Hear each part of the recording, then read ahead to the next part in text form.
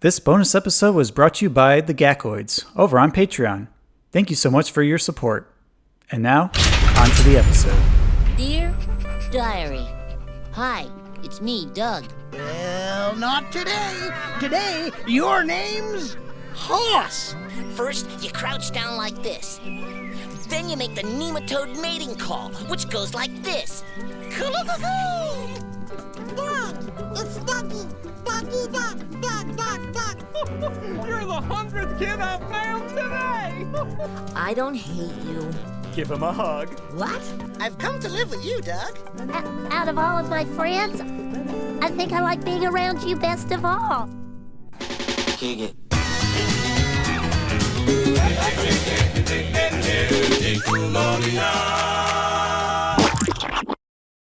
Welcome to Splat Attack, a 90s podcast overflowing into the slime-filled past. I'm your imaginative sweater vest wearing buddy, Brett.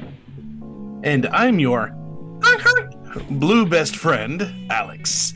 And Brett, Yes? what are we doing back on Jumbo Street today?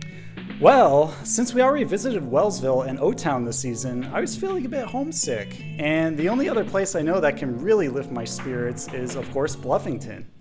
Ooh, does this mean we're doing another Doug episode?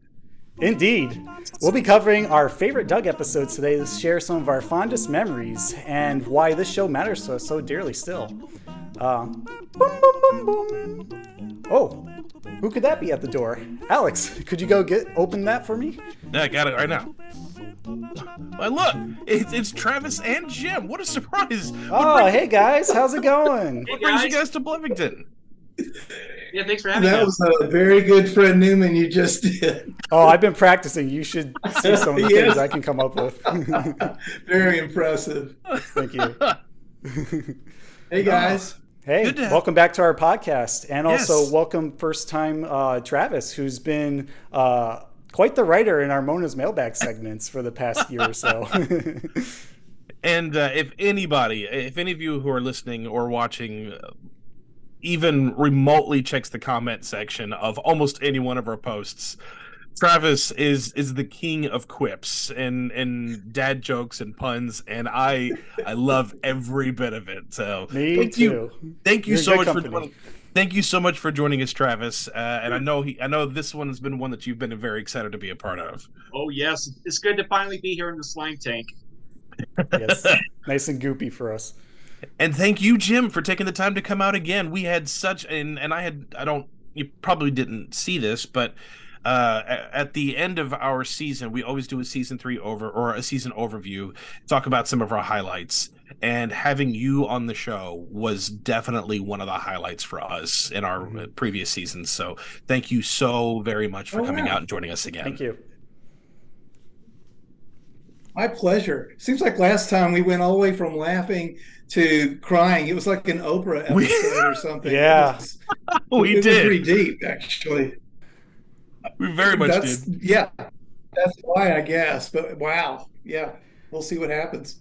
Indeed. Well, we won't be getting quite too deep into Doug today because this isn't an episode review, but rather we're doing a favorites list. So it's just kind of a general recollection of some of our picks across the series and why these particular episodes we pick matter to us.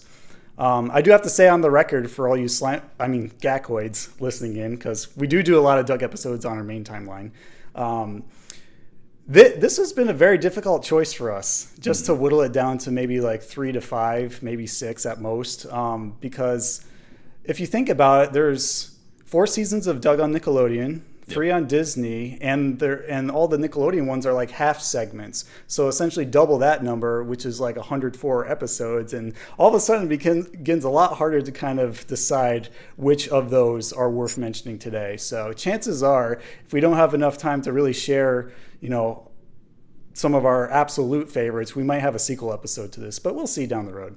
And also, I can imagine this would be exceptionally tough for Jim because I would imagine, since this is something that he created, he's going to have a fondness for all of them.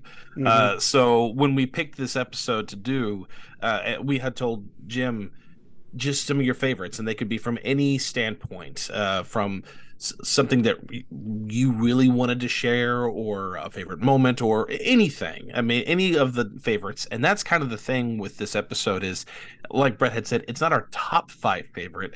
It's just favorite, just a general favorites. We love these 5 episodes. It's not in any particular order. Yeah. Just ones that come to us the most. Definitely. It was like Sophie's Choice to me. It was. I can imagine. They're so beloved, and thank you for the assignment, because I went back through, and even just scrolling through the names and who wrote them and who the storyboard was done by. It was just rattling me to remember and see all these things I haven't thought about in a while. So it's cool. Yeah, we saw a few familiar names in the Nick universe there, like Jeffrey Darby, Vanessa Coffey, Will McRobb. I think even Michael Kriegman from Calypso Explains It All. Like, there's a lot of interconnectedness and collaboration at that time in Nickelodeon, which goes to show why it was so special back then, because everyone was just firing on all cylinders with their creativity and collaboration, that, you know, it produced stuff that was truly memorable and still stands the test of time today. It's true. It's all we could go off. Maybe this will be another episode, but you know, just the way it was happening then, it was all new. And so both Nickelodeon, we didn't know this so much at the time. We were busy trying to get our act together, and so we're all like, "How do you do this?" You know, and Nickelodeon was doing the same thing, and to me, that gave this thing a freshness and an excitement and some frustration and other stuff too. But we really were in a way all in it together that way, where now it's a little more savvy, a little more focus groupy, a little more ordered and corporate than it was back then. It felt very wild back then. Yeah. Well, I'm happy to say we still embody that spirit and work ethic through Splat Attack as well. Very much kind of collaborative and fresh, and just doing whatever we can to make things work and still like provide quality content to our slimesters and gackoids. So thank you all for making this podcast possible and still going after a year and a half. Well, before we get into our 5 choices, I'm not going to call them top 5. More or less. But I do have a question for Travis, because anybody who's followed this podcast long enough knows that Brett and I are huge Nickelodeon Doug fans, and I know Brett has watched all of the Disney Doug. My only experience has been with the Nickelodeon version, and of course Jim's going to have all across the board with all of them. Travis, what is your experience with Doug, and what did it mean to you? What did it mean to you as a kid, and what does it mean to you now? I remember when the original Nicktoons premiered back in '91, and I was a fan of Rugrats and Ren and Stimpy, but what I like the unique concept of Doug, you know, and how unique the characters look, with them literally being different colors and all. And what also appealed to me was the show's soundtrack, as well as its sound effects. You know, I think what made Doug stand out from the other Nicktoons is that both of those things were mostly mouth sounds, provided by the brilliant Fred Newman and Dan Sawyer. And what also intrigued me about this episode was that it was an opportunity to talk about Doug, because if you think about it, it doesn't quite get enough attention as Ren and Stimpy and Rugrats. Fully agreed. Fully agreed. Definitely deserves more attention. Well, can I interject this? Go for it. You speak truth, Travis. I think in a way it's all perfect. It's just perfect. Doug as a character, which is sort of a reflection of my life, it was never going to be flash, you know, just everybody was just going to fall over dead because I was so amazing. You got to pay attention, and maybe, you know, it'll grow on you, or the relationship will grow on you. But there was something about Doug, as you have already said, that was in that third position, even to the extent of being put in co-production in the second season. And it just wasn't quite as cool and hip and pow, pow, pow, you know, it's something that moves slower And if you'll stick with it, you're going to get this whole universe, handed to you. But I think it's kind of perfect that it's sort of, like you say, kind of, even now, it's sort of back in the background compared to, at least by Nickelodeon's telling of it. Ren and Stimpy is huge, and Rugrats did spectacularly well too. Yeah, and there's nothing really bad to say about Doug in that regard. I think it's just more of like a dark horse or an underdog, because for those who seek it, they find all the value in it due to its like heartfelt lessons, and it's like slower natural pace, and like, relating to Doug's personal issues that he has to overcome with his friends at school and at home, and just growing up as a kid in the 90s. It's very relatable, and it's like even if it's like that quiet kid in the corner, if you take the time to talk to them, you'll find a lot about them that you wouldn't have known about otherwise. And I think that's the beauty in its subtleness. I also think, I think that the fit, let's just talk about the sensibility of a show and how it fits into the things around it, or the ethos of the channel. I think that we were a better fit with Disney. I think that what they wanted to do and the themes they were dealing with and all of the ways they talk about Doug, that's one reason we went that direction. They got it in a way and wanted it in a way that Nickelodeon didn't. It was amazing to me to live through that and discover that. And we were happy to have that second birth, that resurrection of Doug with Disney because of that, because we were able to do a lot, love it or hate it. we were able to do a lot more stories and explore a lot more of that universe. Yeah, definitely. It's almost like it was a changing of the guard, and it just lined up with how culture was changing at the time, because from 91 to 94, it was definitely on point with everything that was happening that was new and fresh and exciting at Nickelodeon. And then when that started to die down a bit, when, leadership changed from Geraldine Laybourne to Herb Skinnell, it's almost like, well, okay, that magic is kind of fading. Let's see where else we can find to keep on going and keep telling our stories and just, continue to explore Bluffington more. And I think you did a good job of, carrying that torch over at Disney while still maintaining a lot of the values that made Nickelodeon Doug special. Thank you. Yeah, it was fun to figure out where to go next. And we'll probably talk about that when we talk about the episodes. Sure. Alrighty, well, let's dive right into our picks while we're hanging out at Doug's house, shall we? The first one I want to mention, and I won't say too much about most of these. I'll definitely have more to say about the final two. But my first choice is Doug's Doodle. Yes. No, go ahead. I'll add my 2 cents after. For a couple of reasons, but I was always that kid who was doodling in class. And both Brett and I have said on numerous occasions how very much we connected with the character of Doug, because that was us. And I was always the kid who was doodling in class. I was smart, but I got bored because the teacher was taking too long to finish teaching for all the other students, and I was already done, and now I had to start doodling. And then I would almost get in trouble because they'd see I was doodling. Why aren't you doing your... And I'd slide the paper over. Oh, you've already done it. Okay. And then she'd move on. And so many other teachers would come over and tap me on the shoulder and be like, you'd be really great in Mrs. Art Teacher's class. Just in other words, that was their polite way of saying that's art class. This is Spanish 1, and it takes it away. But I really love doing or watching Doug's Doodle, because that was me.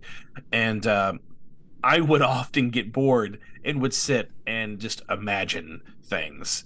And anytime I would get into trouble, I would make up imaginary heroes or myself as imaginary heroes to get myself out of these situations. And to see that Doug was doing the same thing when he accidentally turned in that doodle was absolutely hilarious to me.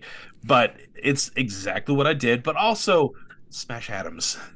You that was you knew coming. you knew where I was going with that one because it's no surprise I am a huge James Bond fan. For anybody for our gacoids, Bond is my absolute favorite end all be all for all things pop culture, and so is Indiana Jones. Indiana Jones was my number one when I was a kid, and to see that I wasn't into Bond yet when I was this age, but I still was familiar with who he was because of shows like this. Whenever they would pay homage to that with the tuxedo and the gadgets and even Porkchop in the tuxedo, and it was in the sound and the gun barrel at the end of it. It's cool, and I wanted to know more about this character because I didn't know who he was yet. I was too young to understand. But when I became an adult or a teenager and got into James Bond, I was like, that's what Doug was doing. But I love that episode. It's fun. It's very relatable for me. One of my favorites. Don't forget the catchy theme song that goes with Smash Atoms too. Yeah, Doug Funnie. Oh, he's a guy who's made of cool, boop, boop, boop, boop, boop, but he's still in school. Yeah. We might burst out into song just a little bit while we get through this episode. Try not to. Yeah, try not out to. of respect. Well, my first pick is going to be one that is actually tied to my wife because we bonded over this one when we first met back when we were, just strangers on the internet.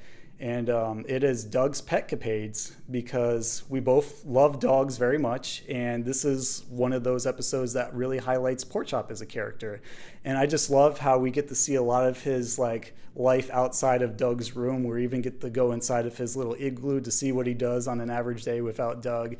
Or what kind of talents he has up his sleeve, like ventriloquist dummy, backflips, shuffling cards, you name it. He wants to do everything just to get into the competition.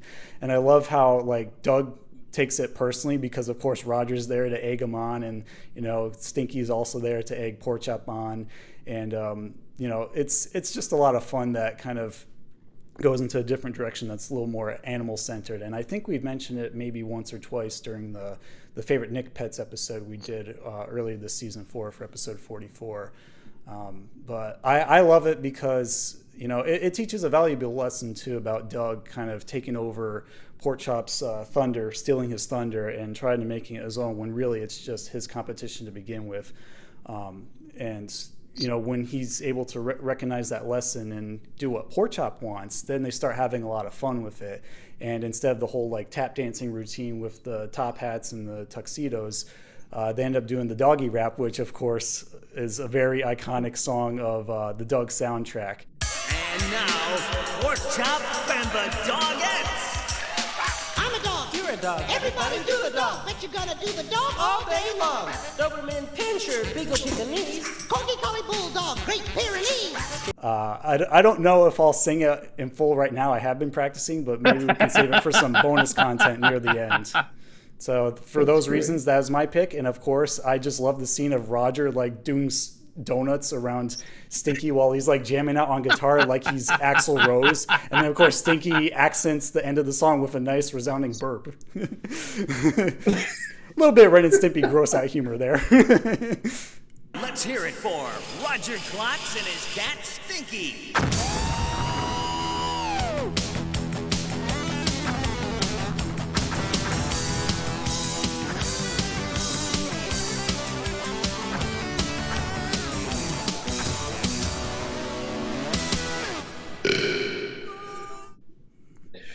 That's good. Jim, what is one of your picks? Inspired by Brett, I want to lead out with the worst Doug episode ever made. I'm just going to flip this scene here. It really is. There's one, in all, I think in art, there's always going to be the one that just didn't. Yeah. And this one really didn't. And it's Doug's dog's date. Oh, interesting. It was in the first season, and I think I know why. It was really just as you would imagine, just even from the title. It was a story about Porkchop. It was a Porkchop story, and Porkchop gets this crush on a poodle down the street and starts paying a lot of attention to this poodle and all that. And how does that affect, his relationship to Doug and whatever. But it was the reason I think it flopped in my mind. I have no idea how fans thought of it. I'm just saying in our group, Sure. It flopped because it was the core of what makes that show work is to make the story center around Doug, that it's about his emotional center, and we pull all these amazing friends and crazy antics, but we flipped it. I mean, we switched it to where Porkchop was the center of that story. And I think as soon as we did that, we were off base. Porkchop, where are you? Porkchop, you're all right. You're home. Do you have any idea how worried I've been? I'm getting little wrinkles in my forehead. Porkchop, are you listening to me? And so you're always struggling to bring your main character into the story, and it made it feel different, and it didn't have the emotional drive the others did. The whole purpose of the series was to explore the inner mind of a kid, and we weren't doing that. So anyway, I thought I would surprise. I spent more time on that, I thought, because I've got plenty of favorites, but I wanted to I've never talked about that episode, so sure. This just in. I'm kind of curious. Do you feel Doug's Pet Capades succeeded with Porkchop being the focus, where Doug's dog date failed? Like still centering on Porkchop, but also. And you told us why. Yeah, you said why. Okay. That Doug was taken over. He was not paying attention to his friend. And let's face it, it's kind of a Snoopy kind of character. Porkchop's almost like a human in a dog suit. I mean, he's one of the, I don't know how old he is. I don't know how did he get so wise, but it was about Doug. It was just going right by him. He didn't understand what this was. So I think that might have been the difference. Well said. Travis? My first pick is Doug Rocks from season 1. Nice. Care to tell us a little bit about that one? Yeah, so if you haven't seen it before, basically what happens is Skeeter introduces Doug to the Beats, whom he's never heard of. So thanks to Skeeter, Doug's knowledge of the group continues to grow, and he starts to become a real beatnik. And they're sitting outside. Doug and Skeeter are sitting outside his house one day, and Roger comes by and said that the Beats were going to hold a surprise concert in Bluffington at night. That's the good news. But the bad news is that according to Roger, the concert was SOS. Sold out, suckers. but Skeeter hears that the radio station they're listening to, K Bluff, was holding a radio contest in which the winner gets front row tickets to the Beats. So Skeeter decides to give it a try, and he gets the first 2 questions correctly, and he has a little trouble with the third question, but Doug inadvertently gives them the right answer, and they end up winning the tickets, much to Doug and Skeeter's delight and much to Roger's disgust. So, and Skeeter is so excited about the concert that he's causing a ruckus at dinner.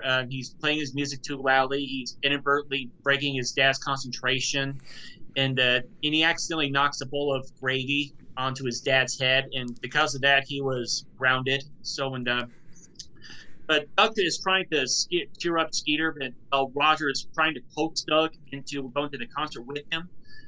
But Doug decides to stay behind with Skeeter out of solidarity, and Roger ends up leaving. But Doug and Skeeter decide to put on their own concert, but their concert soon disturbs Mr. Valentine, and he gets ungrounded. So they're now sitting outside of an empty Honkerburger, and they decide to pick up the pretend concert where they left off. And then who drives up in their tour bus at that moment? The Beats. The Beats themselves. And they're very impressed by the impromptu jam session. They start jamming along with them. And before they leave, they give Doug, Skeeter, and Porkchop free Beats jackets. And Chat Lemon says, "Keep up the good work." and Roger comes by. He attempts to gloat about seeing the Beats in concert, but Doug and Skeeter decide to humor him, and they decide not to reveal that they actually met the Beats in person. So. Yeah, I really love that end scene where they're all just kind of jamming out in the lawn of the Honker Burger at night. There's just something very picturesque about that moment and serendipitous of all the stuff coming together despite all the challenges that prevented them from seeing the Beats. Mm-hmm. Killer tofu. Let's jam. Killer tofu. I like this episode because, well, for starters, it introduced the Beats into Doug lore. And Killer Tofu is pretty much played throughout the episode. And let's face it, that's a banger. And Yep. Yes. and it featured another example of Doug's loyalty to Skeeter. So he cares that much about his friend that he decides to give up the Beats concert to support him while he's grounded. And by showing Doug and Skeeter putting on their own Beats concert, it served as a great example of turning lemons into lemonade. So, Mm-hmm. and it also allowed the viewers to live out a rock and roll fantasy through Doug and Skeeter. So, Very true. Good pick, Travis. Anytime the Beats showed up in any variation in any song, it was always a highlight. Yes, I agree. Beats are freaking awesome. mm-hmm. We used elements of that plot in the Doug Live thing we did down at MGM Studios. A lot of Travis, a lot of those scenes about the radio and getting the tickets, and it was a chance to get the studio audience people into Beats costumes and up on stage doing this. It was pretty Awesome. cool. But that came out of that episode, so that was another angle on where that went. Oh, that's fun. Yeah, I would love to see that live show. There's some people that have just, they shot it with their cameras or phones Mm-hmm. from the audience, but it's, YouTube has some pretty faithful, wide shots of it. And so you don't get the feel being in there. Oh, yeah. Yeah. With 1,000 other people. It's like Roger's perspective. Yeah, right. It's pretty fun. It's pretty nostalgic, I'll say that, to be there and to watch it. Oh, yeah. Definitely. I mean, watching things like that is like watching videos of being on a roller coaster. It's cool to watch, far different from being in it. It's not Definitely feeling wise. But it's good for things that you missed because you never had the chance to. So that's right. So my second pick, and something I found really interesting is whenever I watched Doug as a kid, I was just a kid. So a lot of these experiences haven't happened to me yet. But when they did happen, I remember seeing it on Doug because Doug was a very pivotal show for me. And I learned a lot from watching Doug, which is pretty cool to think about. But one in particular was Doug's Big Brawl. Interesting. I really, that one hit me. Hit me. Hit me! Because for anybody who doesn't remember what this episode was, this was one where who was it? Larry? Yeah. Was that the character's name? The pink kid. The two of them, Doug and Larry, got to arguing. Mostly Larry, and Doug had enough and laid a big punch right on the jaw, and now everyone's praising Doug for toughing up for once, and he feels bad about it. I mean, he genuinely felt bad, but now Larry is dead set on revenge. At least that's the way it appears for most of the episode until much later. But throughout the episode, he is having to learn how to solve his disagreements with the mind and less on violence. And I will never, ever forget the dad. Show me a man that resorts to violence, and I'll show you a man who's run out of good ideas. I have never, ever forgotten that. And it actually came in handy for me because as a kid, which is a really weird thing to say, but I had an awful, awful, awful temper when I was a kid. But a big part of that was because I had such a low self-esteem of myself. And anytime somebody would pick on me, I would resort instantly to anger. I wouldn't hurt anybody. I just got angry. And then one day I had PE, and there was another kid in my class who had an even worse temper than I did and would throw down.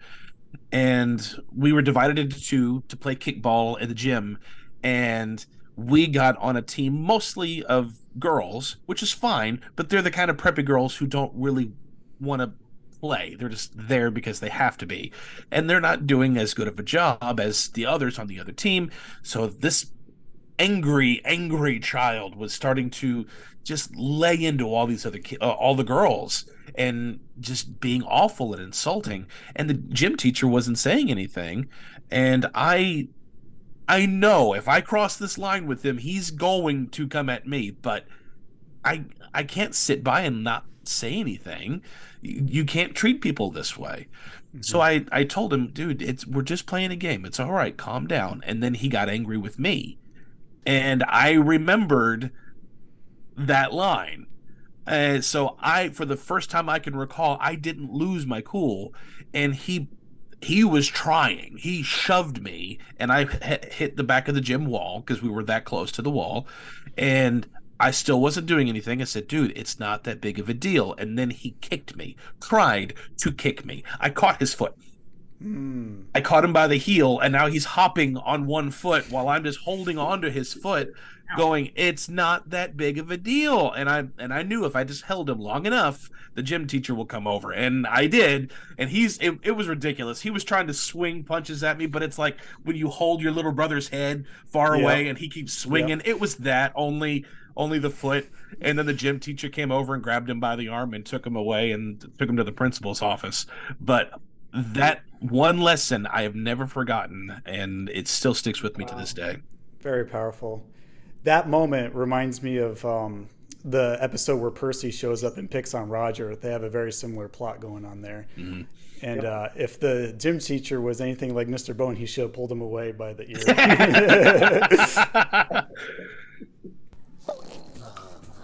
So, Mr. Klutz was right. All right, Mr. Tough Guy, the party's over. I'm sending you back to your old school, PDQ. Brett, your second choice. Yes. My second choice is one that I love to watch every summer because it opens with an introduction to summer. And my birthday is in the summer too, so it just really amps up all my feelings. And of course, this is going to be Doug is Hamburger Boy. I don't know why I love it so much, but I just love seeing Doug in a giant hamburger costume, like doing all this stuff for Mr. Ding, trying to connect with people in this whole different persona, like he's a superhero or something, just kind of giving out ribbons at Lucky Duck Lake for some track and field event. And it really takes a dramatic turn once Dale steals his his pants, and he's just like running around screaming, Dougie Burger, and he's just trying to get him back with his underpants. And man, it just gives me like a ton of memories of when I was embarrassed to be in public around other people at like functions at school and stuff for like camp or like field trips. And he did a really good job thinking on his feet to like still stay like under the radar, despite the fact that he still had to interact with some people like Patty when he was talking to her from behind the bushes. And where the episode really hit hardest for me emotionally was how he just kind of forgot his petty troubles with this little like roadrunner kind of Wile E. Coyote chase he was having with Dale, and even Porkchop, because he got in on it when his friends were in trouble. You know, Al and Moose tipped over in the canoe and they couldn't swim. And then, of course, they dragged other people down who tried to save them. And then now we got like a whole bunch of kids from the school drowning. And it's like, wow, you know, don't even just stop what you're doing. Dive right in and go save them. And it really helped me understand what it means to be like an everyday hero or an unsung hero, where you just put your petty problems aside and, you know, go get into action for the greater good. And I really appreciate that episode as a model for what it's like to be a hero in every day for other people, even if it's just doing something kind for them that wouldn't normally be done. You know, so for all those reasons and the fact that I love like the feel of this summer episode and its unique intro, I gotta make it one of my picks. One of Bluffington's unsolved mysteries. They still don't know who Hamburger Boy was. And why is he holding these pants? Patty almost figured it out, though. What was you going to say, Jim? Oh, I'm just enjoying being reminded of that voiceover thing is just, I love that. Thank you. It was just a silly romp. But you're right. It's heroic at the end, just an inadvertent hero. But he did it. He took action. I do like that episode. Thank you for reminding me of it. My pleasure. Yeah. That one was one of my honorable mentions. I love that one. Very nice. Very nice. And do you swear to keep your identity secret and always uphold the honor and dignity of the Hamburger Boy? I do. What size pickle do you wear? Well, speaking of you, Jim, what is your pick? I'm continuing to call audibles because I'm looking on my list and I'm like, yeah, I know it's tough. It's tough. Yes, I know. So, but I'm going to jump to. I'm almost sure it's not even on my list. It just came to me to tell you this, and I wanted to tell a story where Doug would inadvertently discover an extraordinary amount of money for a kid, and like real money, like off the scale, and what would happen, how would people react, and if you remember, Doug's in the Money, he trips during the rainstorm after leaving the bank to turn in his change, whatever, and he hits this thing and finds an envelope with 14,000, whatever, 232, whatever, I forgot the amount, but it was over $14,000, which is, I would think any kid watching the episode it would kind of blow their mind, right? Yeah, take it and run to the toy store. You would never have to work again in your life. Yeah. Yeah. But what would happen? How would it affect Doug? How would it affect his friends? What would he do? Is it going to be discovered or is it not? And we started, and this is when we were writing in a bullpen. We had, Ken Scarborough was there. I'm trying to think of the room that was there. But it ignited a huge argument. It's the only one we've had when our team couldn't figure it out. And I mean, we were at each other, just meaning verbally, no, he would. No one ever does wow. And to where the writers actually pulled off a mini strike and said, "You want this story? You write it." Wow. And so I was mad and went, "Okay, I will." And so the credit on it is David Campbell and I as the writers, which we did. We wrote it, and Will McRobb at the story editor for us at Nickelodeon was, of course, wonderfully helpful. He's so awesome. But I just love the way, in my mind, it played out. It's like, yeah, you wrote it. But I mean, to eventually in the story, if you remember it, he does find out whose money it belongs to after he legally owns it. That it was a time period, and the police officer said, if no one claims it, it's yours. And it becomes his, and he's like counting it in his room and pretending he's answering the phone. Hello, Mr. Success. All this stuff he was doing, just as the TV comes on with this sweet old lady who's lost her life savings, and so now he knows, but he owns it. It's legally his. Now what? And in a way, I guess it's predictable that he went to the lady's door and gave it to her.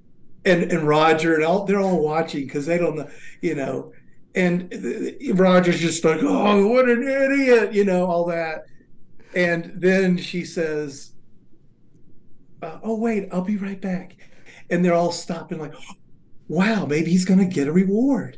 This is going to work out really good after all. And she comes back and opens her purse and goes, I hope you like spearmint. Oh, goody, gum. I hope you got enough for everybody. Oh, that gets me every time. Just, that's how life works, right? Yeah, shortchanged. Not even a whole pack of Fruit Stripe? Yes. But he did the right thing, truly the right thing, really. Beyond legality, he did the moral right thing, and he didn't get rewarded for it, not in the tangible ways, And so then up comes Judy in the car and says, let's go to Honkerburger, my treat, and something about you earned it. And that sweet moment, which is a rare thing with he and his sister, I thought was just this neat little coda at the end of she knew. But I don't know. It was really fun to do it. It was hard. It's, writing's really hard. But DJ McHill told us that too. Yeah. But I just thought of that one, and just I'm happy that it got told. So there it is. Yeah. I really like how you ended it, because it could have gone totally different directions, but I think it's really in line with Doug's moral compass for doing the right thing, even though it's the hard thing.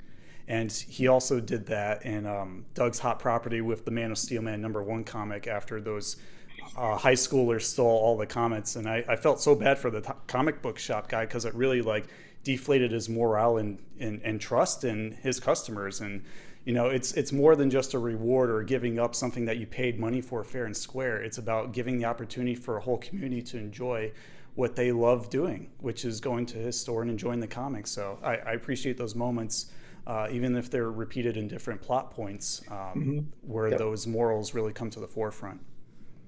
Travis, what is your second one?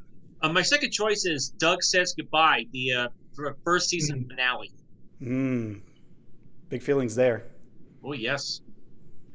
So if you haven't seen it, basically the plot is Skeeter reveals that he's moving just before he and Doug are supposed to go to BB Bluff's big costume party. And naturally, Doug is shocked and confused. And Skeeter says his dad told him that he only had one day to pack. And Doug is thinking back and all, but they moment to stay back together and kind of a clip montage of sorts. Doug then imagines 3 different scenarios in which he stops his family from moving. One of them involves Smash Adams, one of them involves Quailman, and one of them involves just him just hanging on to the back of the moving trailer, not necessarily in that order. But then Skeeter figures out a way that he can't move. So it turns out that way is by hiding out Doug's closet. And Skeeter said that he came to live with them, and he said that they'll be secret brothers. And so naturally, Doug is overjoyed that his best friend won't be moving. But then Skeeter gets a hankering for a shake, so they decide to go to Honkerburger. But Doug asks, how could Skeeter find out without anybody telling his parents? So Skeeter says that he has a plan, and Doug says, uh-oh. So it turns out the plan is that Skeeter dresses up in his Chat Limpman costume that he was going to wear to the costume party, hoping nobody would recognize it, but a couple of people, including Roger, did.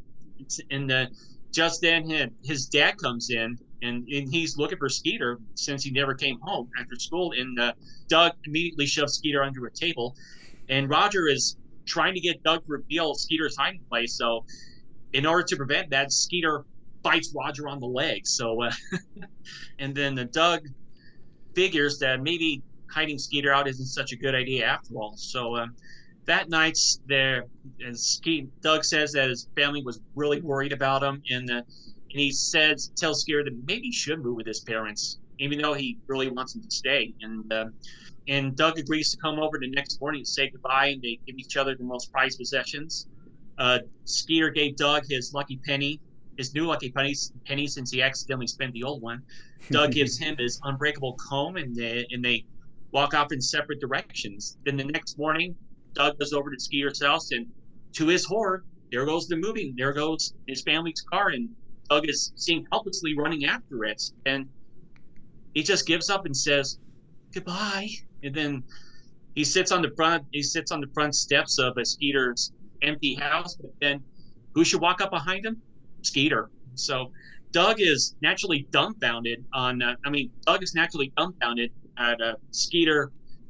He's dumbfounded that Skeeter is there, even though he's supposed to be moving. But Skeeter says that he already moved to a new basement room that his parents put together for him. he said that's what his parents said meant when they said that he was moving, and they end up going to the party after all. And yeah. Pretty thorough description there, Travis. Oh, thank you. Yeah, I remember when I saw that one as a kid, I genuinely cried for like a good 5 seconds after Doug said goodbye. Like, oh no, this is the end of Skeeter and Doug, and we were just getting to know them as best friends.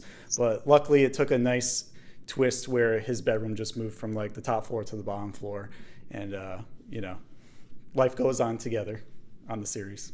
The twist on a moving episode. Yeah. I'll give you a behind the scenes little, not so little thing at the time. Everything was a big thing, but when you make a show, an animated show, it's an assembly line, and it moves down that line, and it really needs to not stop, because you got another one right behind it and another one behind it, and that's what's going on now, And we were David Campbell and I would often, it was at night, read aloud these scripts, and I would be polishing and getting the dialogue right and all the things that you would do to get it in final position to get the record done, which is a key element of getting everything going. And it hit us, both of us. We need the scene where it's the lamppost at night. They say, see ya, and they walk away with that sad music. Oh, yeah. That show, we had to have it. And we come in the next day to announce that, and you just hear the screeching wheels, of a train wreck of production, what? And our producer was just like, no, we that train has left the station, no. And we're like, yes, we have to. It's just, Travis, the way you retold it, that's a moment. That's really a big deal moment. And they did it. They put it in, of course. You saw it. And I felt like it was worth the fight. It was worth the train wreck of production. And it's a little train wreck, really, when you look back on it. But it's just, everybody's really high strung and trying to keep it all moving that way. But anyway, that's a little extra piece of that story that I'm happy it landed that way. Definitely. Yeah. There's something really special about two friends meeting, on their neighborhood street at night, just kind of reflecting on their lives together before they go their separate ways. Because I feel like, even with my friends growing up in the 90s, we used to do that too when, neighborhoods seemed more safer, where you can do that. You can go out at night, just say hi to your friends, or even walk over to their houses if you wanted to without any consequences. Yeah. Move further, but not fully. Travis, you and I were very much the same page, because my number 3 is Doug Says Goodbye. All right. For very much the same reason. This was because Doug, we usually see something is up, it's bothering him, and he thinks about it the whole episode, and it's a fine ending. And by fine, I mean, oh, hey, everything's fine. I don't have to worry about this anymore. But they're common problems that kids normally face. But watching this episode as a kid, and I didn't really have anybody that I considered to be my best friend, but I did have a lot of friends, but no one that close. And I wanted what Doug and Skeeter had. I really loved watching that relationship. That relationship that the two had, especially starting with what Travis was just saying on Doug Rocks, and how Doug is there to support Skeeter and vice versa. And to see that this was the end of the season, and this felt like an ending. This really felt like the show is ending here. And I remember seeing it for the first time, and much like Brett, I was about to start crying whenever they were at the street light. And then when he came back the next morning, I mean, I was sad at the street light. And then to see the moving van take off, I was, you could have ripped the heart out and just threw it to the ground. I was crushed. Wait, come back. Wait, Skeeter! Goodbye.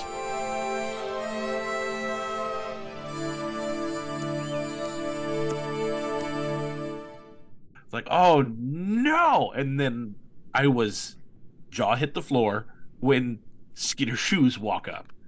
I couldn't get over it. It's like, what just happened? So I was very, very happy that, with the end result. But again, this was another show, like I had said previously, where it didn't happen to me yet, but it happened to me later. I did end up forming that very close relationship in junior high with a very, very dear friend, still very dear friend. And I live in Kentucky. And junior years, we were really close. We were so close, both in proximity and in relationship, because people thought we were brothers because we were hanging out with each other all the time. He lived really close, so we walked to each other's house, and we would end up calling each other's parents, not to ask, but just say, hey, Alex is staying the night here. Hey, Philip is staying the night here. Oh, okay. And the parents didn't care. And then he ended up moving.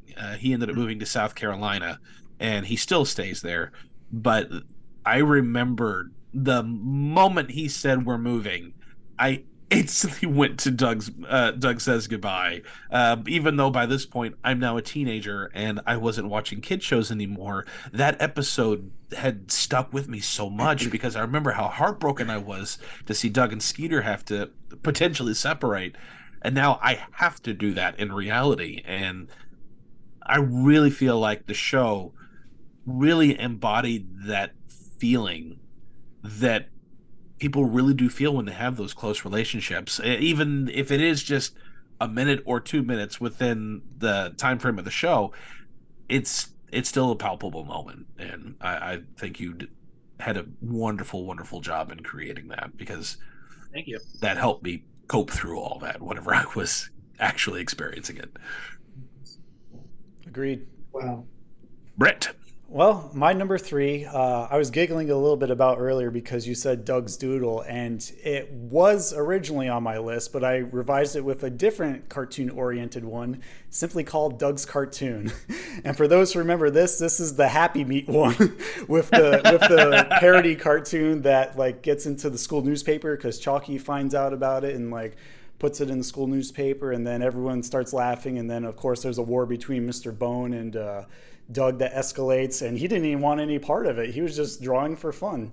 And the main reason why I chose this one, other than the fact that it reminded me of all the times I had bad cafeteria food I hated, was in school I was very much like Doug, where I would draw a lot, I would doodle a lot once I got my homework done. And I recalled this episode inspiring me to like be on the yearbook committee and also do like the local newspaper and like submit my own comic strips, because I figured, I love cartooning, I might as well get it out there somehow. And I happen to know a few other students who are on the staff that liked my work, and it gave me a good like warm fuzzy feeling of confidence to know that, hey, if Doug can do it, I could do it too. And luckily I didn't have to deal with any assistant principals who disliked what I provided, because mine was more like safer, more heartfelt, and less of like a dark parody of lunch meat. What is this? New dish. Mr. Shalaki thought it up. Happy Meat. So for those reasons, that's my pick. Third pick. Of course, Brett. Of course you were on the newspaper and yearbook, because I wasn't in yearbook, but I did comics for my school newspaper too. The amount of things that Brett and I keep finding out that we both did in our childhood is ridiculous. Yeah, we just found out the previous episode we did with Rocco's Modern Life Camera Shy how we were both like really into video editing production growing up, and how it led us to like be editors for this podcast. So, ridiculous. We were probably cut from the same cloth and separated at birth or something.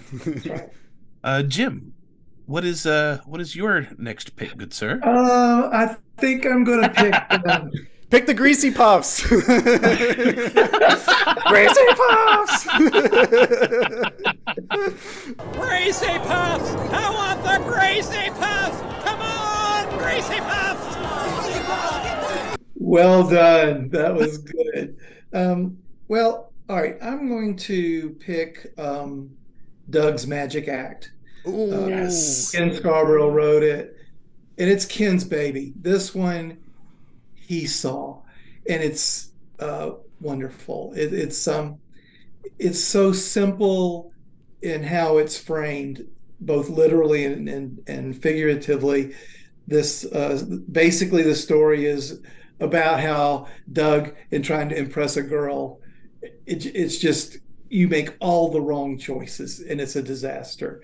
And I think I haven't seen it recently, but as I recall, he's thinking of himself as a magician and all of that, and says "Veni Vidi Vici" and does these things in the living room and all that. But it's trying quickly to get you to that magic shop. And what I love about the magic shop is it's kind of magical. It's not just cheap tricks. It's, the fake thumb or whatever. It's like there's something else going on. Are you sure? They seem pretty ordinary. Oh, no. These are special handcuffs. If you work them right, there's a secret surprise finish to the trick built in. Veni Vidi Vici! And so there's sort of this magic now through the show a little bit. And he gets the guy that works there, he finds out enough about what Doug's doing that he gets him these magic handcuffs that you can release, and it's wonderful. And so Doug tries it on Patty, and they get locked together, and she's got beat ball practice. So there it is. That's the inciting incident. That's what's driving this show, is Doug trying to be entertaining and cool and have Patty like him. The opposite is now happening. She's getting madder and madder and madder. It's just, Connie Shulman was brilliant in that show, just how she projected that. And Doug getting more and more the other direction, more sad, flustered, and just lost, just completely lost. And it leads them to that little conversation about what friendship is and what they are and all these things, to where Patty calms down and figures that missing one beat ball practice isn't going to be the end of the world. And Doug is beginning to feel bolstered up, and then the cuffs sort of magically release. And I just thought, Kenny, it was just a brilliant show about what we want and how we work so hard to get there. And for me, it was literally just tripping on myself with, someone like the real Patty just gets so nervous, so lost about what to do. And if you just sat down and talked, it would have been beautiful. But I never quite got there. But Doug's Magic X hit me pretty good today. So. Oh, well, so much for the big finish. Big finish?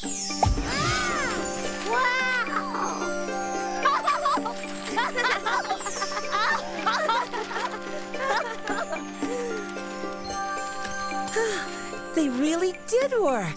Race you to the honker burger, Doug. What? Oh, sure.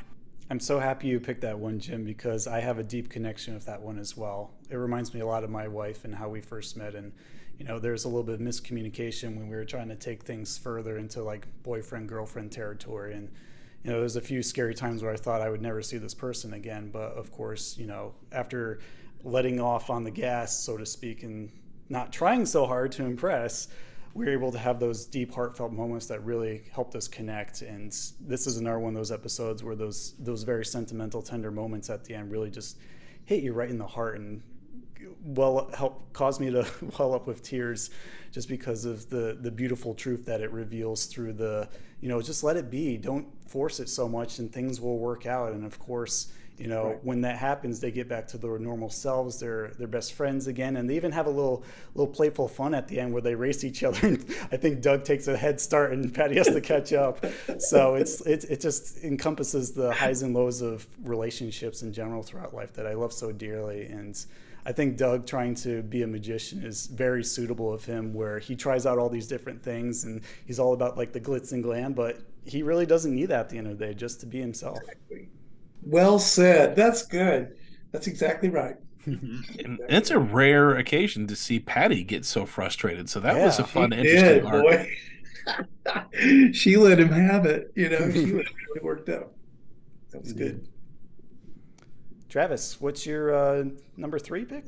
And my third pick is Doug Can't Dance. Yes. Love it. Yes. Quick synopsis here. Doug is getting ready for the school dance. It's a costume dance, so he dresses up as a slug, but for one reason or another, nobody can recognize Doug as a slug. I'm a poet, don't know it. And but Roger shows up and reminds him that he can't dance, and Doug is planning on dancing with Patty. So Roger offers to dance with Patty for him, and all he had to do was go home and forget about it. So Doug is wondering if Roger is actually right, and he's getting some dancing lessons from Skeeter, and in a classic Skeeter moment, and even bumps into the Dinks, where Mr. Dink is. Yep. Get that leg out of your pocket, Alex. See you at the dance, Doug.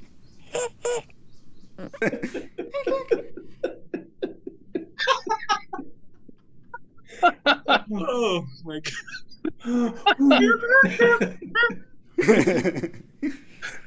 Anyway, before that, he runs into the Dinks, where Mr. Dink is dressed as a not a chicken, but a grade A thoroughbred chicken, which of course is very expensive.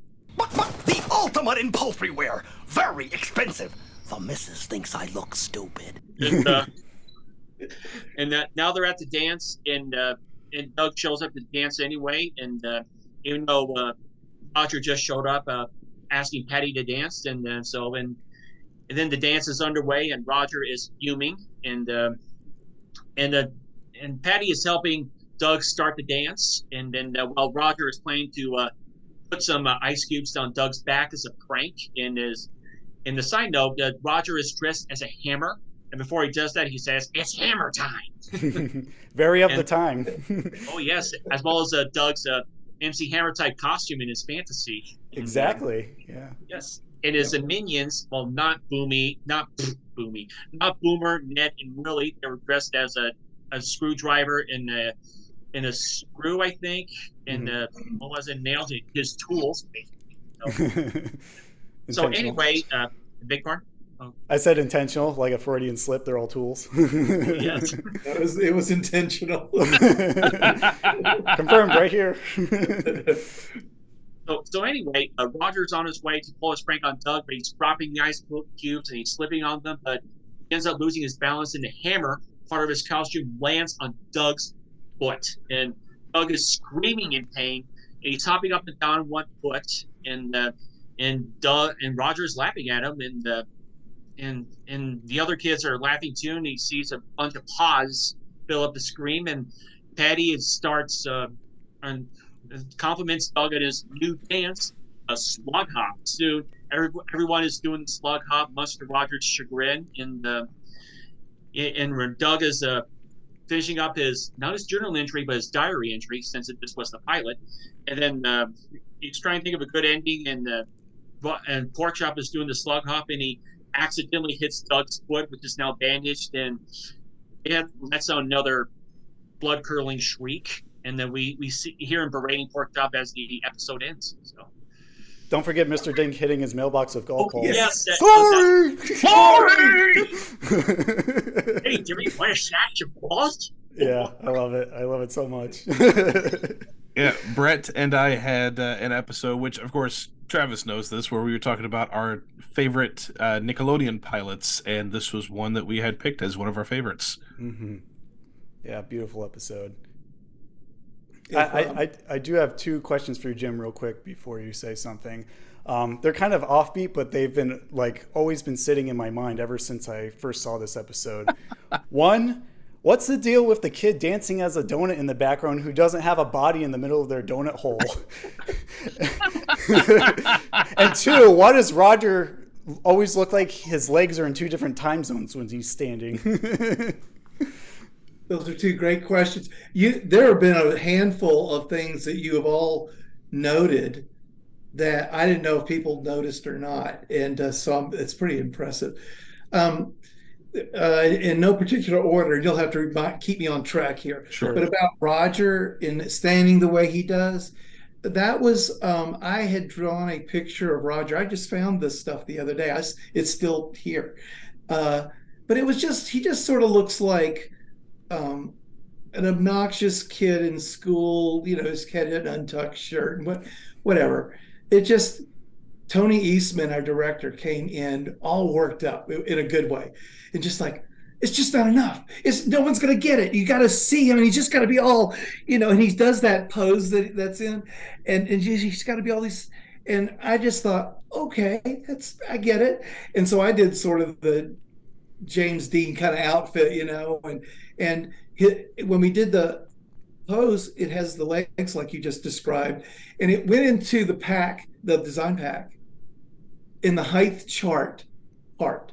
So really, how tall was Roger? No one knew, because he's crouched down with his legs like this. So we had to fix that. But it was Tony Eastman that introduced that idea, and I'm happy he pushed Roger more extreme, and it made it more fun. He's a more extreme character, right? Exactly. So there was that. Well, okay, what else? The donut hole, no body. Well, the donut, that's just incongruous. That's a visual joke. That it's impossible. You figure it out. It's like their body curves on the inside of the tube, and they're just like very contorted like that. Yes. It's like when they saw the box, that where is the body, Right. But there's also stuff like there's a guy that's a plug, and there's a outlet nearby, and I won't go too far into that. But that was here in this house. There is, I wish we could go on a tour. There's really some amazing framed Doug art. But if anything bad happens, and I, hope it never does, but if the house is on fire or, whatever, I will be going downstairs first thing and pull off the wall. There's a pan that's as wide as this frame, and it is the lineup of all the characters you were describing. Oh, wow. And Doug is a slug, and Patty is that Daisy costume. We're in the middle, slug hopping. I mean, it's, and to me it's special because this was all made in New York. The Skeeter part looks a little different because that was added later, because the pilot was 8 minutes long, and we had to make it, finish it out to 11 minutes. And I'm glad we had to, because that was a funny scene. But that was very hands-on New York artist making this little film, and I was drawing that stuff, and it was going right into the production, meaning these folks right here, So it's very special. And I was going to, of course, talk about Doug Can't Dance as a favorite. I thought, well, let's be unpredictable enough. It'll always be the most special because it was the one that got us the series. Yeah. Yeah, it's a great pick all around. That was my pilot pick for episode 40, and I wanted to put it on this list, but I'm sure someone else is going to mention it, so it'll come up. I'll pick a different one. Yes. So thank you, Travis. Oh, my pleasure. I do want to point out a random bit, but not fully. You were asking about the donut hole. There is Mark Rober, which I'm sure some of our listeners may know. He's a very famous YouTuber. He used to work for NASA, but before he really got doing what he does now on YouTube, he first started doing fun Halloween costume ideas, and he started with one of those, how to make things look like it was coming out of your chest, and then he learned how to make one look like there was a hole in your body, which he had achieved by having the shirt cut out, but on the inside of it was a pocket, and you could put your iPad there. Wow. And then there would be another iPad in the back, and then you would do a live video call between both of these, but this one back here had the camera and this one up here had just what this camera saw. So whenever you were looking at somebody, it was showing what was behind you through here. Wow. So it had a hole going through you. So obviously the kid on Doug couldn't do that, but he figured out a way of how to do that practically and make it fun. So that was pretty cool. Very impressive. But that's good. Going for my number 2, these next two are very, very near and dear to me. Or is it your fourth? Well, I consider it my top 2. So yeah, my fourth pick. Okay. I was thinking them in reverse order. Gotcha. But I was going Rick Galloway this episode. But these next two especially are really, really meaningful to me, more so as an adult than as a kid. I did enjoy them as a kid, but the older I got, the more it meant a lot to me. And again, this is something I know that Brett and some of our listeners have heard before. Fathers and episodes that deal with fathers are very, very important to me.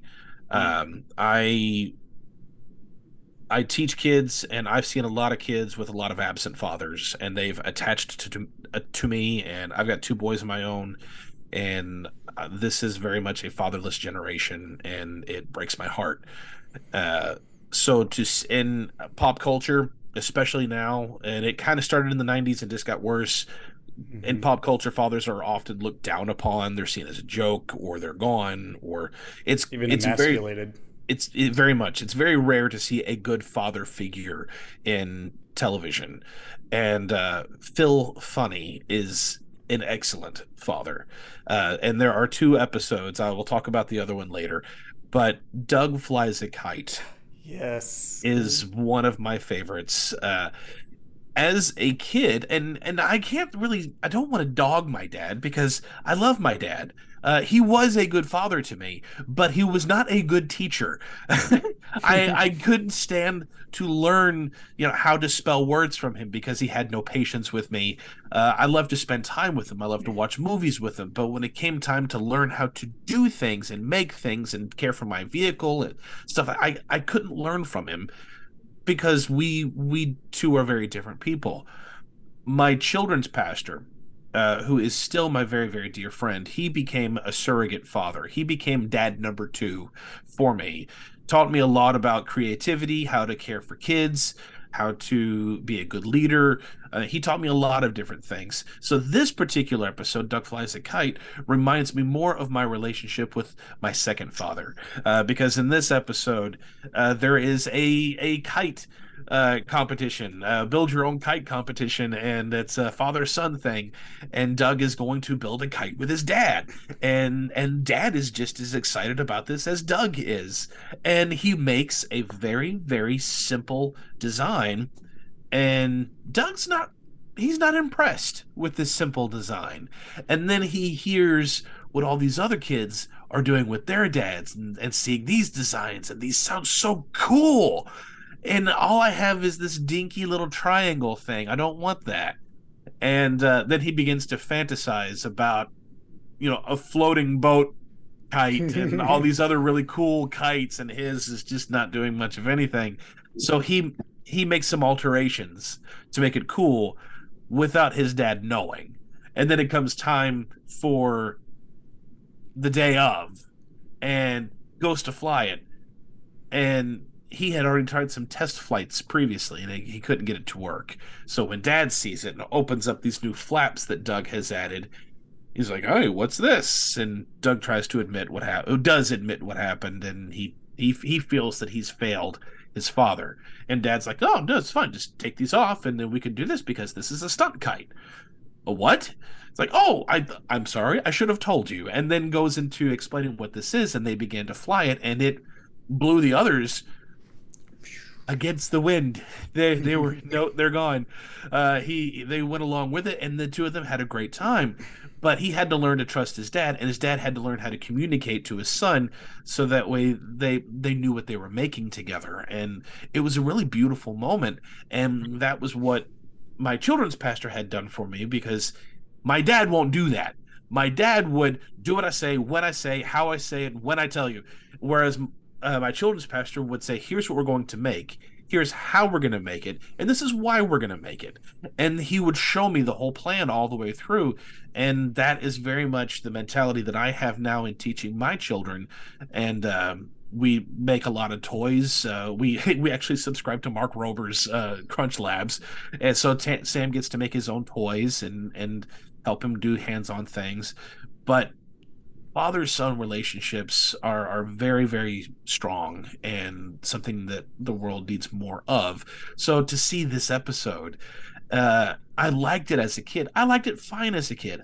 I adore this episode being a father. And I can't, like, I'm going to do it again, Jim. They are working up a freaking again because of this episode. So I'm stopping. Right. Doug Flies a Kite is one of my favorites. Let me lighten the mood a little bit with a little aside. Gee, son, you're no fun. I love all the silly rhymes that he comes up with in this episode, just one after another, firing them off. Dad, it's like cementing his status as the ultimate dad joke dad. Dad joke dad. Yeah. And then, of course, Doug imagining himself as like the different sons of other fathers, like Chalky's father's son, and then even Mr. Ding's son, where he's got the purple skin and the silly teeth. I love that. Cracks me up so much. Hey, Father, thanks for the terrific kite. And then, of course, Porkchop, who's like pretending to be Igor, giving Doug the glue when they're having that mad scientist scene in the garage. Porkchop, quit dragging your feet. Come on, Porkchop, quit dragging your feet. We have to hurry. Yeah, exactly. Right. Fun episode. Through and through. My little color on this is one of my dear friends back in when we were really young, Stevie Huff. He grew up, and I suspect to this day, he's the one that introduced me to what on earth a fighter kite is.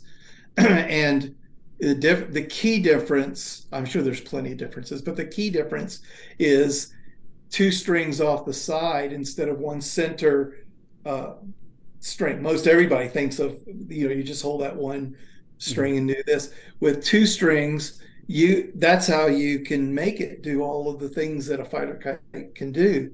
And I used to put up videos of it and all of that. So that was the key, because most of those fighter kites are not dragons and all, they're because it's about being aerodynamic. So that it got that going. Oh, and I said all that up to say it comes back from Korea. That's where we had the animation done. And so the footage for that story comes back, and they had only put a center string on that kite. Now, first of all, trying to explain again to our producer, no, we're not. We have to have and they're like, what? We're going to spend all the, we're going to have a big fight with Korea because of what? And I have to go and watch it again to see if those retakes got in there, because that's, to anybody that knows kites, that's sort of the deal. So I'll have to check that.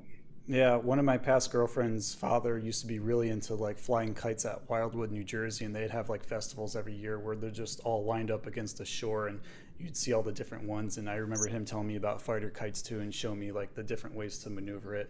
So I got some memories tied to that one too. And yeah, it's nice to see like a simple activity that no one really thinks about these days, but it's like one of those simple pleasures of life that, if you take the time to try it out, it's quite relaxing and fun.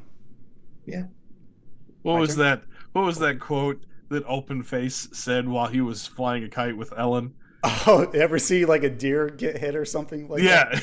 Ever run over a deer with a car or something like that? Yeah. While just flying a kite, is like, oh. I'll put the clip here. Ever see a deer get hit by a car? Brett. Yes. Your number 4. Well, I feel like this one needs no introduction, so I'll just show you which one it is.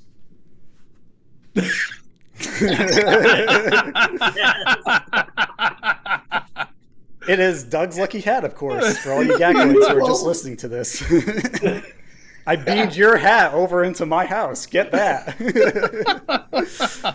Impressive. Thank you. No.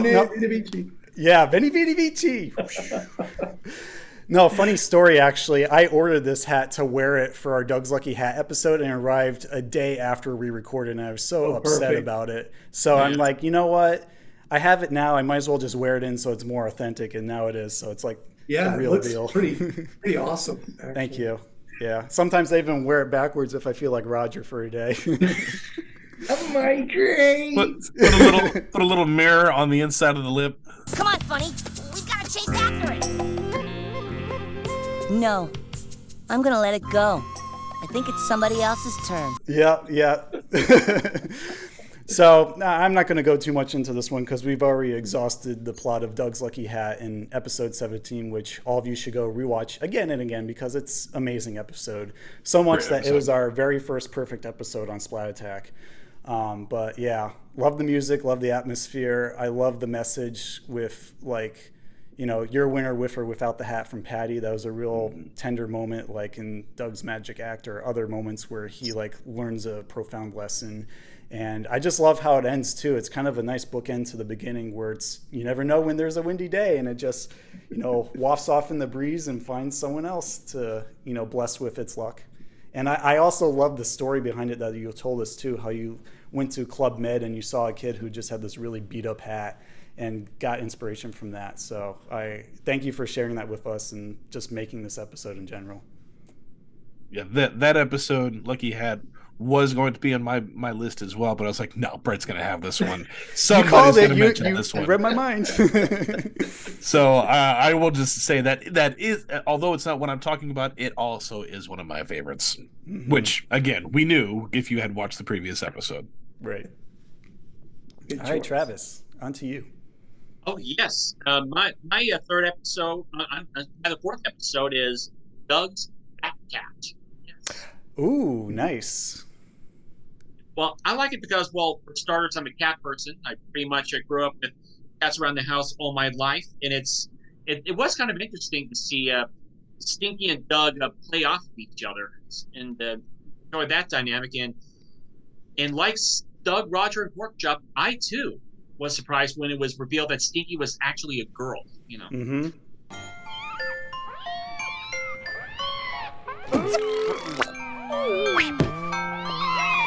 Stinky is a girl? Roger, why didn't you tell me? Yes. Very much like Samus Aran revealed in Metroid at the end. Yeah. Yes.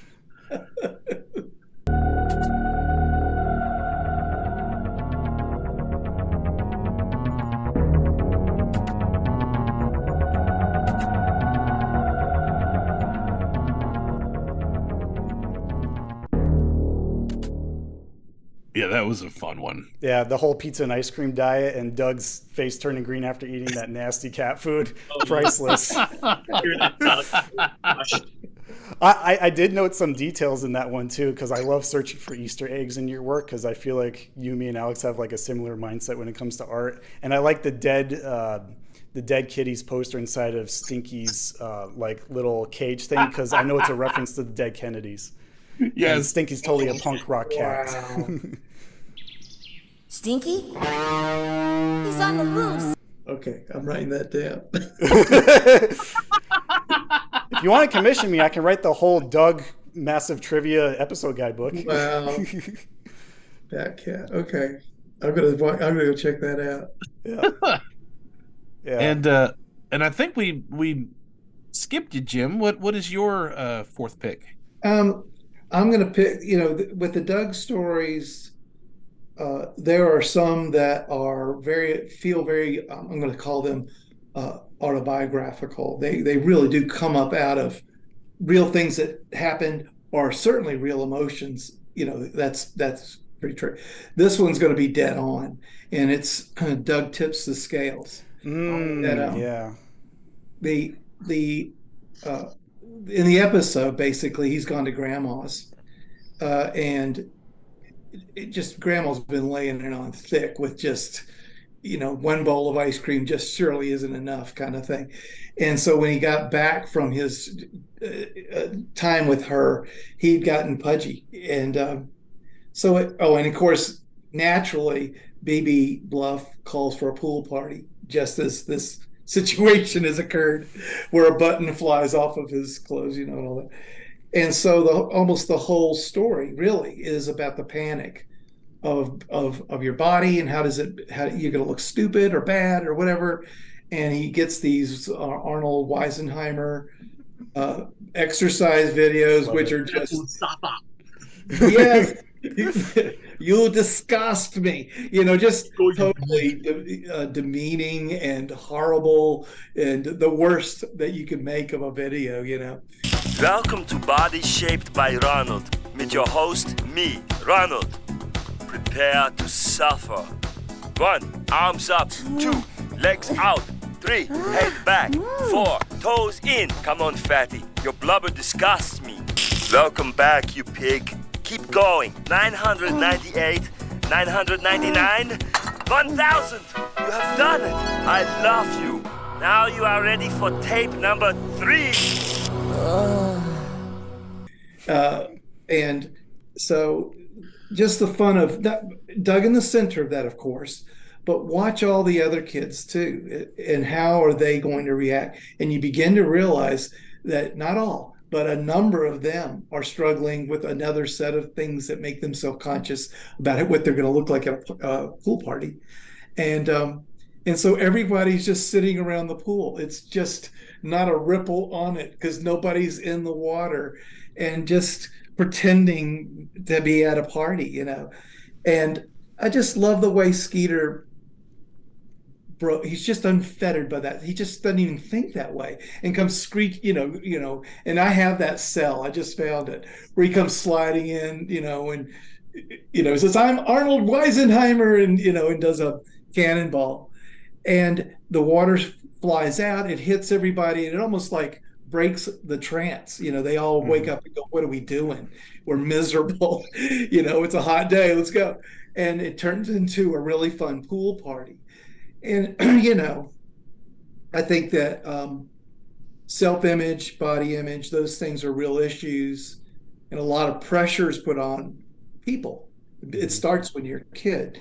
I was made fun of as a kid for being called fatso and that stuff. And you go back and look at pictures, and I'm like, dang, that's not true. But it's just people pick at, the slightest little thing, Yeah. But it hit me emotionally that way. And I like that notion that nothing magical really happens. It's really just deciding to live your life and to enjoy your life and the people you're with. It's just a whole lot more fun. So anyway, that's my pick. Yeah, I love this one. It almost made my list, but again, we had to keep it to a minimum. Yes. I love the lessons about the body image, and I'm very thankful that while we still kind of struggle with those issues on social media today, it's come a long way since then of just a lot of people accepting themselves for who they are, and not everyone needs to look like a bodybuilder to be happy with themselves. So, thank goodness that we're making those connections there that were a lot tougher to deal with in the 90s or even previous decades. Yeah.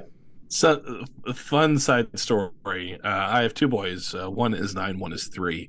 And we just found an old video of Arnold Schwarzenegger, who at the time was doing online exercise courses and walks into somebody's room while they're sleeping and then just dumps ice water on his bare chest. And the guy wakes up freaking out. And Arnold gets face to face with this guy, goes, "Wakey, wakey. It's time to work out." And my 3-year-old thinks that is the funniest thing just because of, it's Arnold Schwarzenegger's voice. And now, whenever we go to wake up Sam to get ready for school, Jensen will climb up the ladder and get right in Sam's face. "Wakey, wakey." It doesn't do that because he can't say, he's only 3. But it's super cute. It cracks me up every time. That's good. A young Doug in the making. Yes. Love those Ronald Weisenheimer tapes too. Doug tries so hard. All right, so for my final pick, which is my top pick, to be honest, for the longest time as a kid and as a teenager, Lucky Hat was my number one favorite Doug episode. Now, as an adult, Doug's Birthday Present is my favorite, which is also an episode that we had talked about in our favorite birthday episodes. But for anybody who needs a crash course, Doug's birthday is coming up, and he doesn't want anything. I mean, he wants something cool and gets a bit jealous whenever, or especially Phil gets jealous whenever he sees these wonderful gifts that BB is getting, even though the dude's in a complete different tax bracket. Whereas Phil wants to be able to provide his son with these really, really cool things, and then just busts his butt at work to try and make extra money to be able to do something special for Doug. But because he's working so much, he's never home to spend time with Doug. And Doug is beginning to realize how much he misses his dad. And then at the very end, I mean, he even has these dream segments of having this massive yacht that his dad has bought. And then later he retweaks that imagination to, yes, it's another this wonderful thing. Yes, another speedboat. Open it.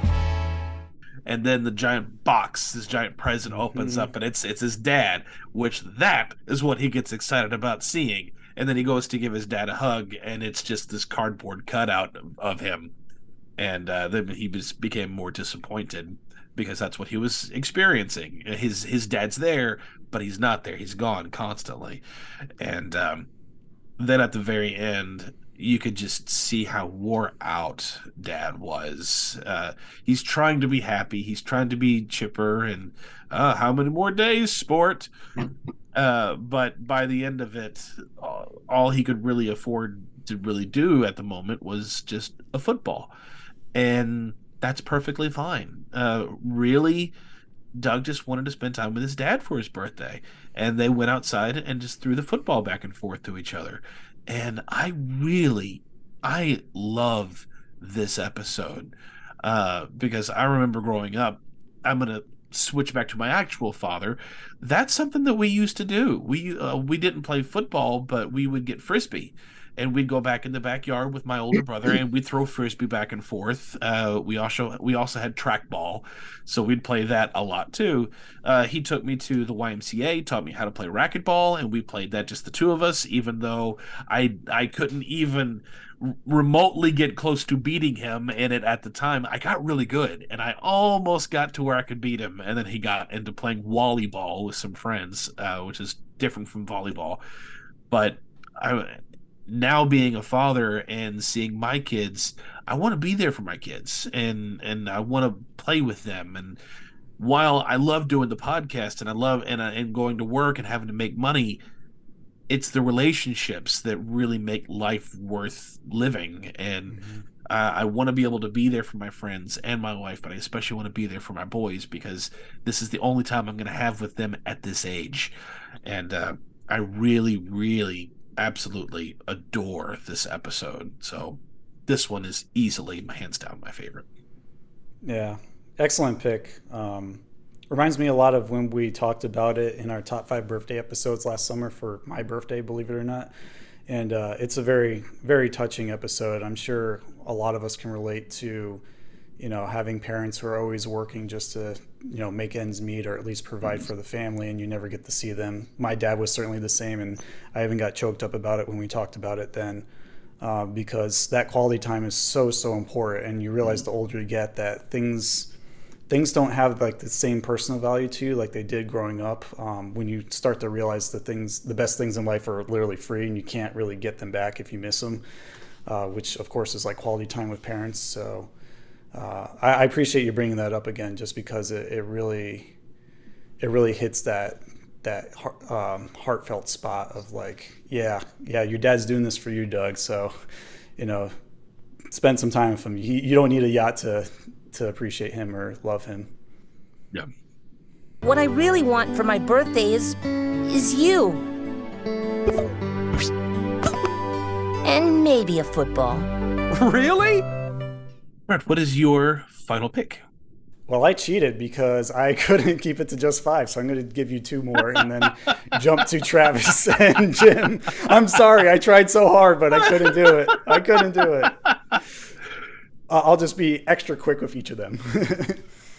So for my number 5 pick is Doug Takes a Hike. And I had to fit a Boy Scout, or rather Bluff Scout episode in here because I was a Boy Scout growing up and I eventually became an Eagle Scout. And this was one of the earliest episodes I've ever seen that really got me excited to be in the Boy Scouts, or, you know, just getting outside with a bunch of other kids like myself and exploring things. And it's nice to see Doug go through similar things that I did, because I relate to so many things he does throughout the course of this TV series, no matter what age he is or what scenarios. And this one was a big part of my life, being in Boy Scouts.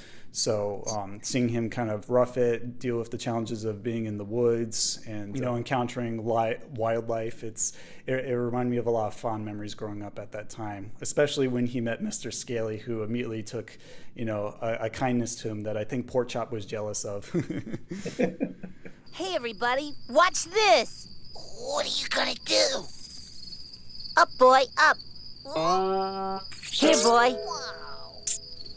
This is amazing.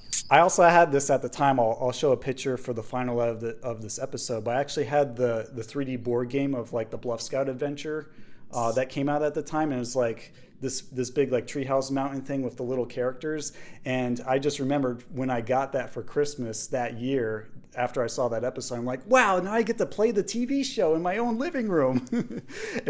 It was just a beautiful experience, and I definitely say it's like one of those moments that you know, subconsciously formed the way I became as a child growing up in the 90s.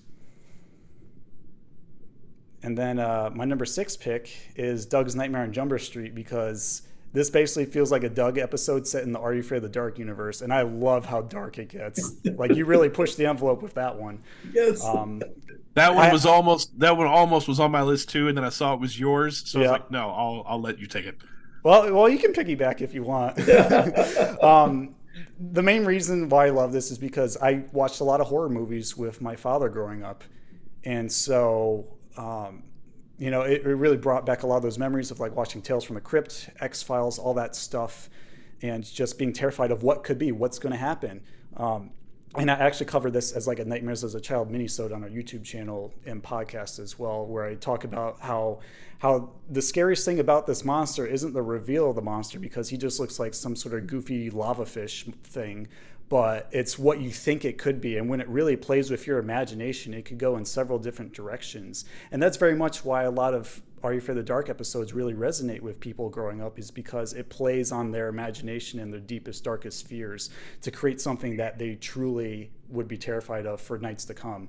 And so when I first watched this episode, which I also mentioned in that minisode, I had this weird dream where I encountered a dog that was talking like Porkchop in that Jack Nicholson voice, and it was like a weird like devilish dog. It started out as like my dog Taylor at the time, and then it just morphed into this weird creature with like glowing yellow eyes, and it chased me around the house, and I hid behind the couch, and it like pushed me out of the window, and I started like beating it up, and then somehow I ended up back in my bedroom at the end of the night after sleepwalking outside. But it was just a wild ride of like, I think it's just an example of where Doug's imagination can go when he lets fear and anxiety overtake him. And I'm really glad that he had the confidence and the courage to go back and just face his fears head on. And by doing so, he proved to himself that it wasn't as bad as what he was making it out to be in his mind. And he found out that he wasn't alone in the experience either, that a lot of his friends were scared of the movie as well, and they didn't even see the ending. They closed their eyes too. They admitted it. And there's some comfort in the fact that other people are scared of things too, and you don't have to be alone in your vulnerability. So for all those reasons and more, that's my final pick. Wow. The abnormal's in that building, and I'm going in after it. Oh no! Be careful!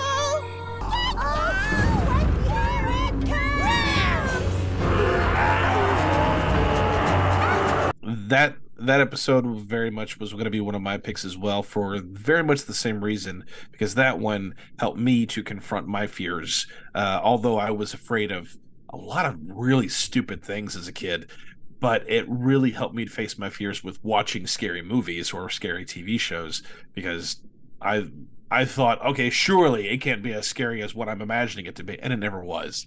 So again, another developmental moment for me linked to Doug. Well, Travis, what is your final pick? Before I reveal my final pick, I also mentioned I'm also wearing Nicktoons socks for the occasion. Wow. Wow. We Love can it. see that well. There you go. There we go. Yeah, so came fully prepared. You did. Yes. Wow. Oh yes. And to answer your question, I'm going to piggyback on Brett's one of Brett's choices a little bit. So my final pick is Doug's Lucky Hat. Hey, it's totally amazing, Porkchop. Well, how can an ordinary, no big deal hat make a guy lucky anyway? Ooh. I mean, is it lucky because I believe it's lucky, or because it really is a lucky hat? And if it is such a lucky hat, how come the last kid who had it lost it? Very nice. Yes, and woo, woo, woo, woo. We can't see it, but it actually landed on the top of your head right now. Yes, and I like this episode because it has somewhat of a different tone to it than the other Doug episodes, and I think it's largely a part of the very whimsical, soothing, laid-back, Celtic-like music, and also I also like it because it has a really good discussion on whether or not an object like a hat could bring you luck. Mm-hmm. Yeah, it's always one of those mysteries, or if it's like a power suggestion based on a string of coincidences. I don't know if things are lucky or not in life. It really depends on the person who believes in it. Yes. All right. Well, Jim, what is your final pick for the evening? Well, this has been excruciating the entire time. I want to thank you, because picking these things are hard. Yes. The one I just this came to my mind knowing this was coming. There in the series, we made the the way all the Nicktoons were set up. It were 11 minutes were put together to make the full half hour. So it's 22 minutes plus commercials. Except for a few exceptions. The first one, as you probably already know, is Doug Bags of Nematode, which was the setup show that got the whole thing going where they arrive and all that. So that's one. The second one that we took on is the one I want to focus on, and it's the Halloween Adventure. Yes. And I did watch it. I had just a limited amount of time. I thought, I'm doing it, and so I just watched it before we went on, and it's so full of stuff to talk about. But basically, it's the story. It's come up several times here. Brett, you just did it with your choice, but it's about facing anxiety and fear, and how to do that and what to do with it, and how in this story even go beyond that to be brave. And so it's just chock full, but basically it's the whole, it's also beautiful because it's Halloween, and so it's just all creepy and fun and all of that.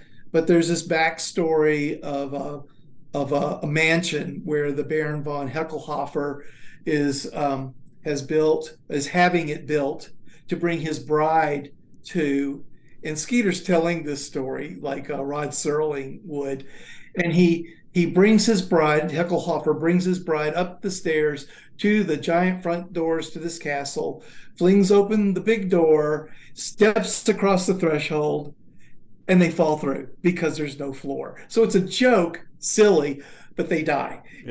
Dark. That's it's got the big organ thing playing to make it just really creepy and all of that.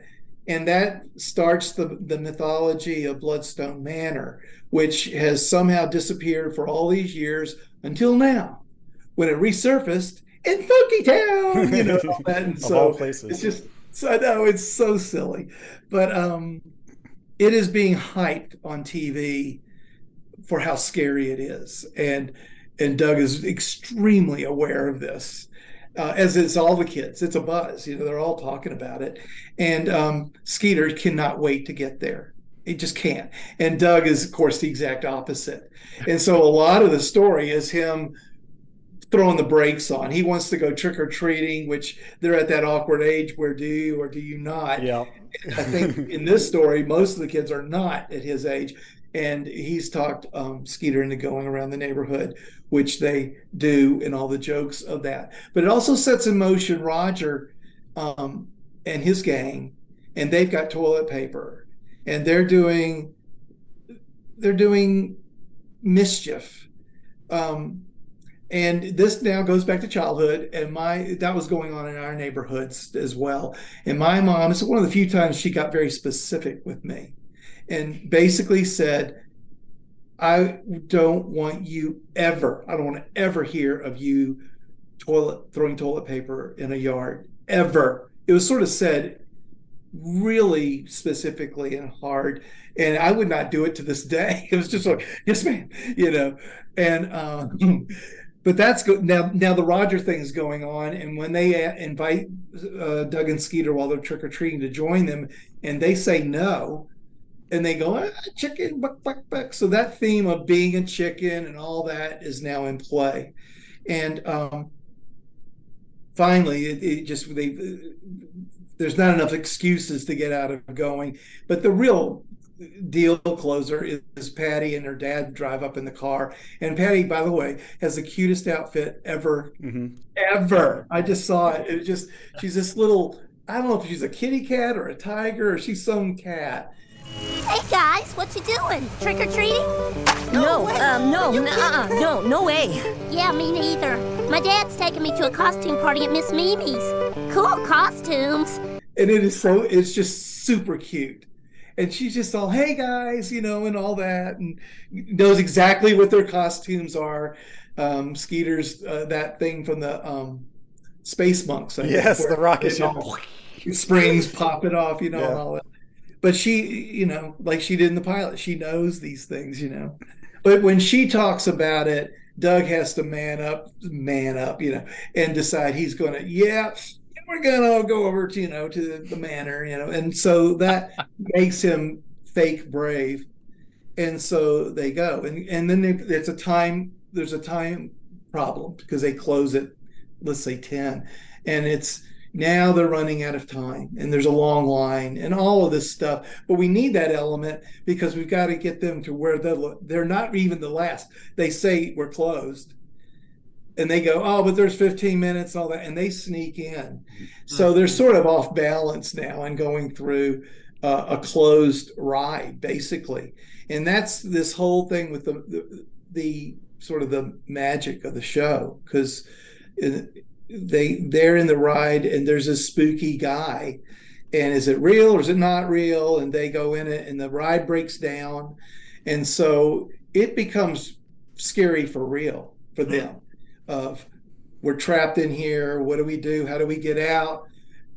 Roger gets separated from them. Roger's with them, but he's separated. They only find his shoes, which is part of the mythology of being done in, and they hear Roger calling out for help. It's just, this is going to take forever, but it's just a neat story of getting to the themes about what does it mean to be fearful or a chicken, is the way we were talking about it. Yeah. And do you stand up and face your fear? And in this case, it was about going back into that ride after Doug and Skeeter found out how to get out, because they had to save Roger. Now, it turns out it's a setup. Roger's going to do a trick on them. And then it gets mystical with this kind of weird, scary guy that turns out to be kind of a what? Not a mentor, but they felt safe around him. That's what's really... Somehow. Yeah, somehow. And I don't know that we could do this ever again. But they somehow figured they can trust him, and they sort of get back Roger and all that by doing the special effects and hovering over them, and you shouldn't do this. But it wasn't just indulgent, I'm just going to scare the pants off these guys. They say, go back and clean up those houses. I just thought, oh, I'm so happy. I'm so relieved. I'd forgotten we did that. Lesson learned. It's just this idea of now it's about don't be a chicken, face your fear, even if with somebody you don't really like that much, go back and try to save him. And then this whole idea of saying, go clean up this wrong that you've done in the neighborhood. So it's got these neat themes in it. And it's sort of this spooky, weird element. And we don't know who that guy is because he just disappears and they think it's probably the Baron von Heckelhofer ghost. And so we left it kind of mystical. So that's it. Love it. But who are you? Just call me Baron von Heckelhofer. Baron von Heckelhofer? What do you say we head home, Skeet? One of the things I really, really like about this episode is the fact that they're going through a closed ride, because even the most nice, happy, fun rides closed are freaking creepy. A friend of mine, I believe, still works for Walt Disney World, and he said that for a long time his job was to close down It's a Small World. And he had told me that before there have been a few times he swears that ride is actually haunted, because there's been some times whenever he's had to go through it shut off. Said, have you ever tried to go through that ride with everything shut off and the lights are on and then all these dolls are just still and they're staring at you? And he said whenever you turn them on, when you first go through at night, most of the lights are off, just for energy saving mode. And then going through it, one section turned on. Scared them. It almost makes you think that one of them could be looking at you or might move slightly. Yes. Right. Yes. Looking. Yeah. So I really like that aspect that was added into this episode. I thought it was brilliant. Yeah, I feel like this one had very much Laughing in the Dark vibes going for it. Yes. The whole Spook House parallels. Yeah. Fun fact, I actually first watched this episode of all times in my life the day my brother was born. And that's how I remember it most vividly, because when I was in the hospital room looking at my newborn brother in my mother's arms, to the right side of my mom in the room was this little white TV on this little swiveling arm, and of course Doug's Halloween Adventure was on there. So while my dad was having a conversation with my mom and I was looking at my brother, I was also looking at the show trying to watch the whole thing, and I'm just going back and forth, and now it's cemented in my memory as one of those deep moments where I appreciate Doug and also the birth of my younger brother who's 8 years old. Sweet. Yep. I'll throw in a technical thing again, because we've just been going through materials.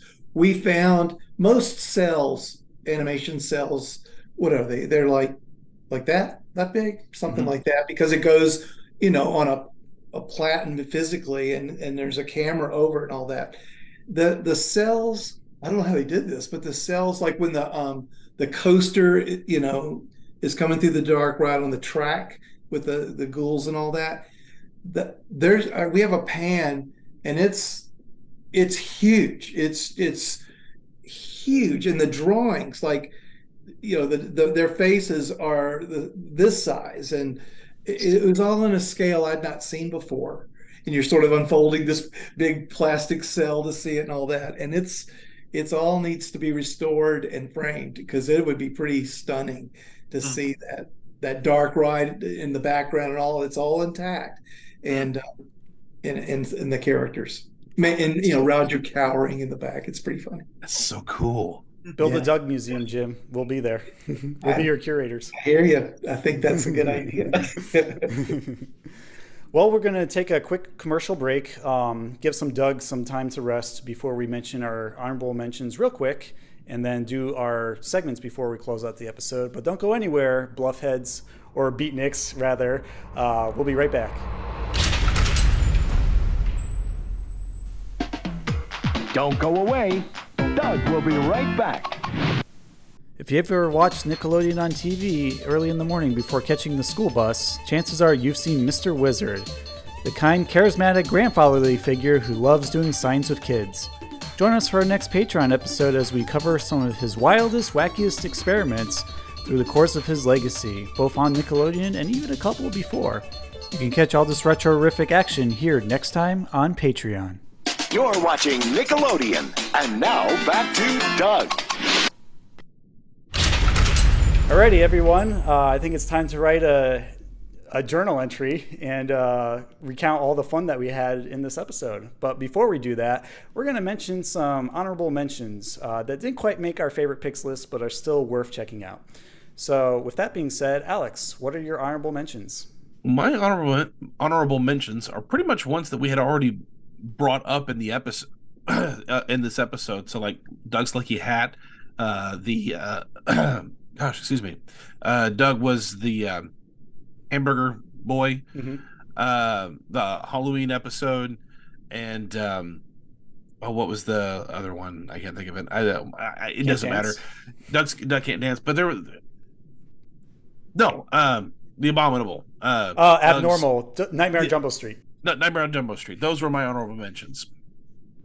Nice. Mine, one of them has been mentioned, which is Doug Tips the Scale. Really appreciate that one for the body image messages about positivity and acceptance. I also want to mention two other ones, one that's not on here, but also Doug's Halloween would have been my honorable mention because it's amazing. Doug's Dinner Date. And the reason why that sticks with me is because liver and onions.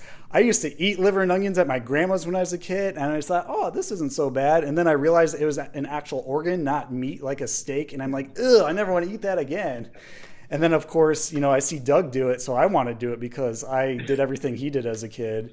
And then I just love all the hypnotism parts where he's like, I love liver and onions. And then he sees everyone as like honker dogs and fries. And then, of course, Porkchop at the end does it to himself, and he sees him as like the Mr. Swirly ice cream cone head. And he's just going to him like he's going to lick him or eat him up. It's silly good fun. I can't not mention it.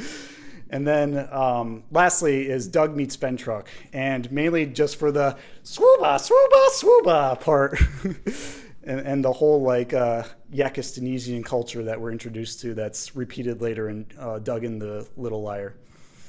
I also, while I'm thinking about it, I did really also like Mayor for a Day and Doug on the Wild Side. Yes, those are really actually, it was actually that one that... It was actually that one that got me into actually trying sushi. Me too.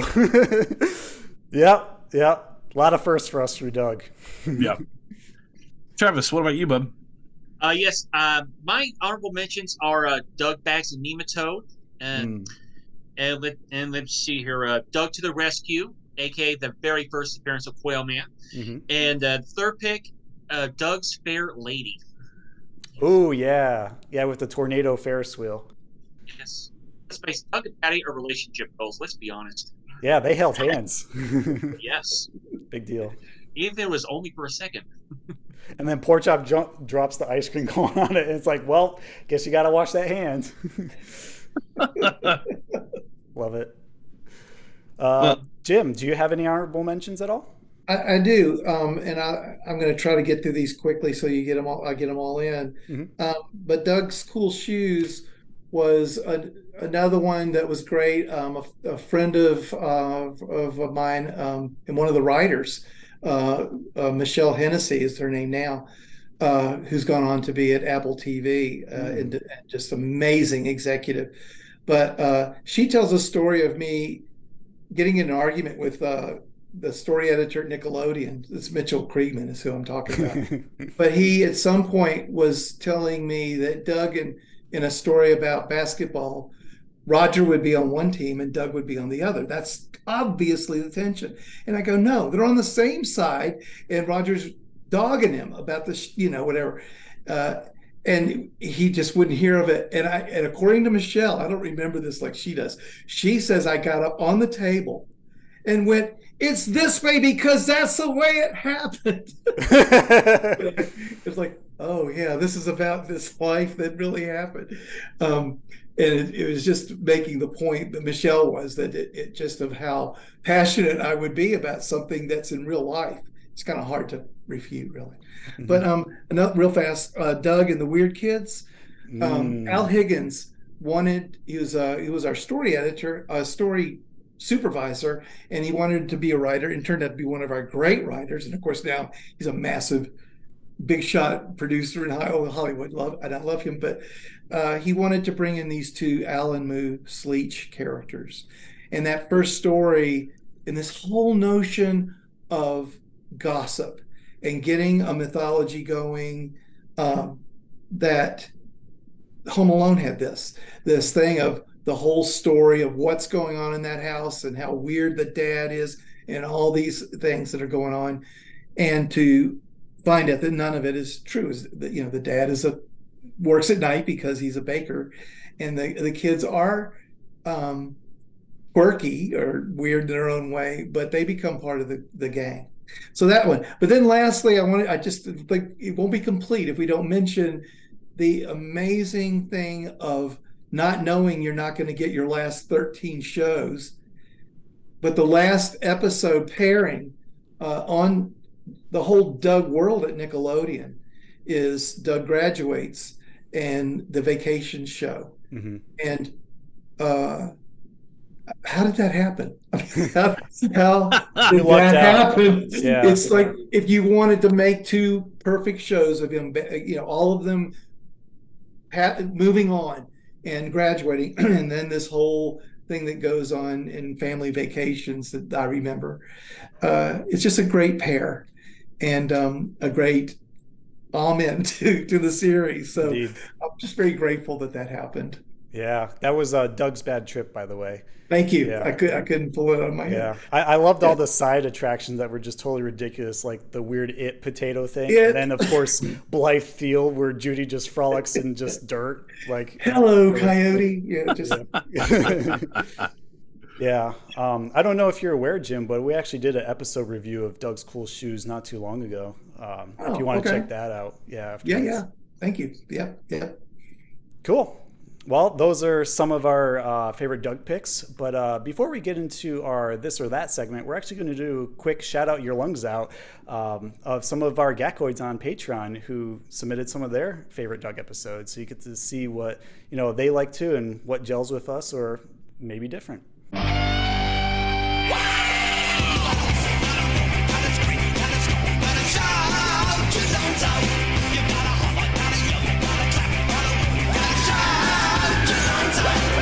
Yeah, we don't call this segment just shout outs. It's shout out your lungs out. It's a reference to Doug. Yeah. And it even has Doug clips like where they're edited to the music. It's fun. You'll get to see it. That's wonderful. Yeah. Okay, so for Shout Out Your Lungs Out, here's what our Gackoids who chimed with us had to say about their favorite Doug episodes. It's a little bit short notice, so we only got a few of them, but I still think they're all great picks. Yes. Here's Monica's picks. She listed a few of them. She says that she enjoys Doug on His Own when he was home alone and had to go into the basement and find Mr. Dink there. She also liked Doug's Fat Cat, which you mentioned before with the whole vet and Stinky giving birth. Doug's Birthday Present, which is one of Alex's favorite and one of my favorites that couldn't make the list. And then, of course, Doug's Halloween Adventures, which is Jim's favorite. So she's right in line with all of our picks. Thank you, Monica, for sharing yours. We also have Marley, who's one of our longtime fans and is very active on Patreon and Instagram with us. Thank you for chiming in, Marley. She lists Doug's Babysitter, the one with Mrs. Stinson and Mr. Bone getting together. Doug's Sister Act, where we get the famous line, "There's a bomb in the lasagna." Great episode. Wish it made my list, but just didn't have the room. And then, of course, there's Doug's Bad Trip, which we had mentioned in the honorable mentions. So thank you, Marley, for chiming in with those. All great ones. And then lastly, we have Kat, who just mentioned one of them to us, is Doug's Runaway Journal.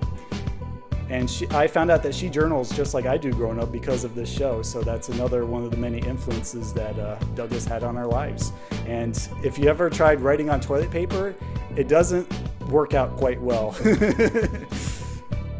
Of course, Brett, you also journaled as a child. Of course you did. Here's my journal right here. I have like 8 of them. I have a journal myself. Nice. I still got mine from, they're all up in the attic. Yep, awesome. You're going to hand them down to your kids? No, I don't want to see those. We'll burn them like Roger and Doug burn their Kitty Corral tapes in the fire. Ooh, now it's getting good. All right, well, that was a quick segment, so let's jump right into this or that and get home before our parents worry about us. Roll the jingle. Whoop. This or that, time to play this or that. Time to play this or that. Sorry, Fillmore, I stole your song. Okay, so for this or that, we're going to keep it pretty simple, pretty straightforward. Basically, we're going to have, two options, sometimes three, most likely just a couple of them, and you get to pick which one you prefer, this or that. You can explain your answer or not. So starting off, we have after school hangout. Do you prefer Doug or Skeeter's house? So I always resonated more with Doug, so Doug being in his house felt like me being in my house, whereas my best friend Phil, who lived fairly close, that always felt like Skeeter's house, and I would love to go back to Skeeter's house, so I'm picking Skeeter's house. Doug! I guess I would have to say Skeeter's house as well. There's nothing else for that cool basement room that his parents put together for him. I'm going to go with Skeeter's house as well for the cool basement room because it looks like a fun place to hang out, and also I moved my room into the basement because of Skeeter when I was older, just to try it out. Wow. Well, I'll make it even then. I mean, just complete, because in my real world, I'm this whole autobiographical thing. But going to my best friend Tommy's house I just wanted to do that. I always, any chance I could get, because it was just different, It was crazy and loud and wild. Ours was more sedate, and I had 3 older sisters and whatever. But I think it's Skeeter's house. Wow, complete shutout. Sorry, Doug, you're a bit boring. Brett, whenever we finally get our own Splat studio, because that's gonna happen. Mm-hmm. Anytime we do a Doug episode now, I want a Loose Lips poster right Loose Lips sink ships. Yep, I love it.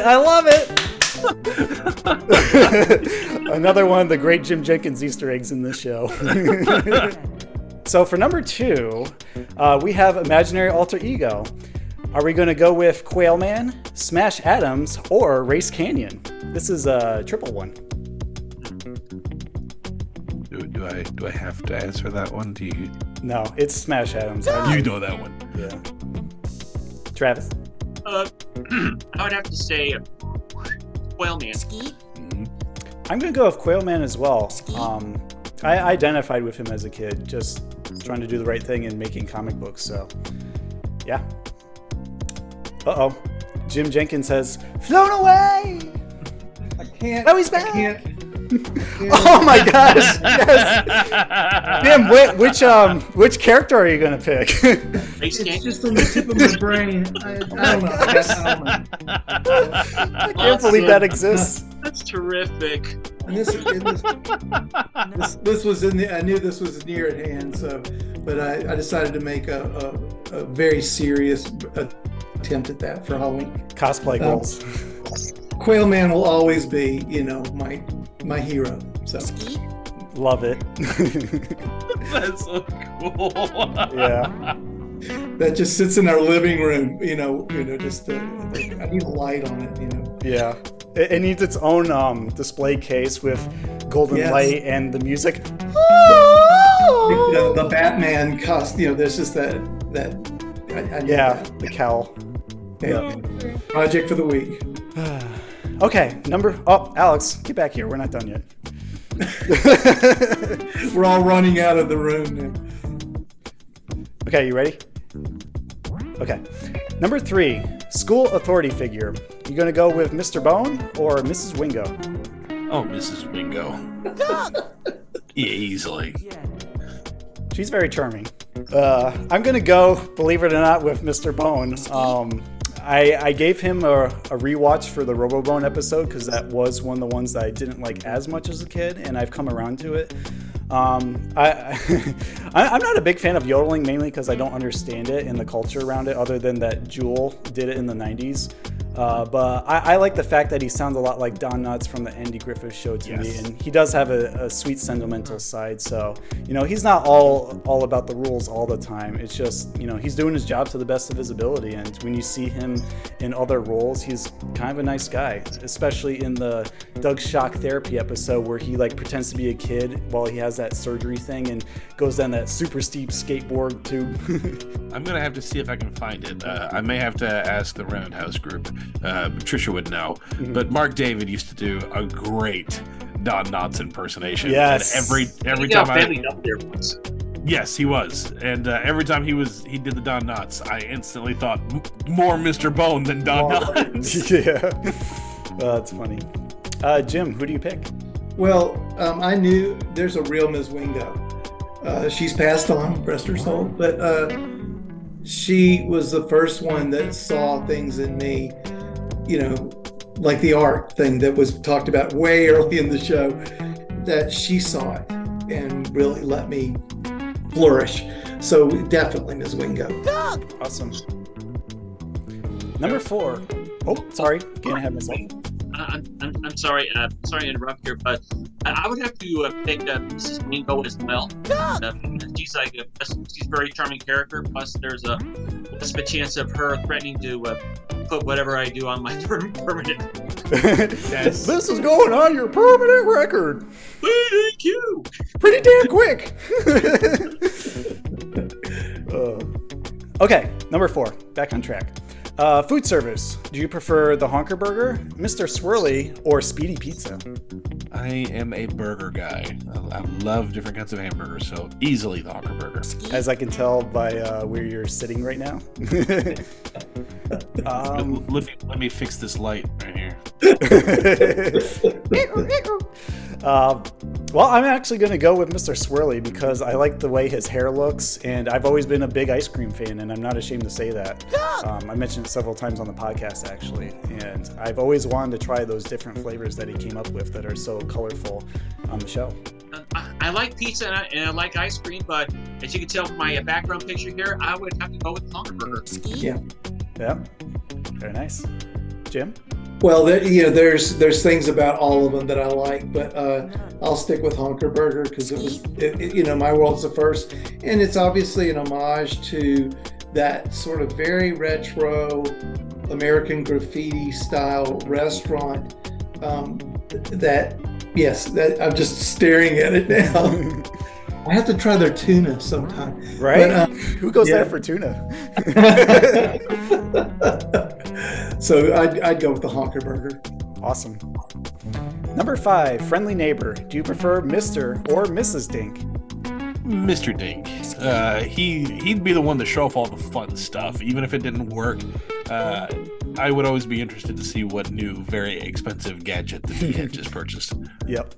Yeah, his expensive gadgets remind me a lot of Stu Pickles' inventions. Yes. Often backfiring when they use them. I'm going to go with both, actually. I like them both. They seem to play well off each other with their comedy, especially when, Mr. Dink's really into it and Tippy's more, sarcastic punchline. Reminds me a lot of the Big Heads on Rocko's Modern Life with their dynamics, so I got to go with them as a pair. They're like a power couple to me. Yeah. I would have to say Mr. Dink. Well, mainly because it's interesting to see all. I would also like to see some very expensive, crazy new creations. But I would be very, very careful not to make his barbecue grill that shape. That's yeah. My grill turns into the Hulk with extra hair. Love it. Broke your grill, Mr. Dink. I'm sorry. Oh boy. I was reminded of in the pilot, Doug Can't Dance. When you meet them, I'm exaggerating a little bit, but it's almost like they're on the brink of divorce. I mean, just like she's just so over him and just there. You're a chicken. Can we go now? Just very that.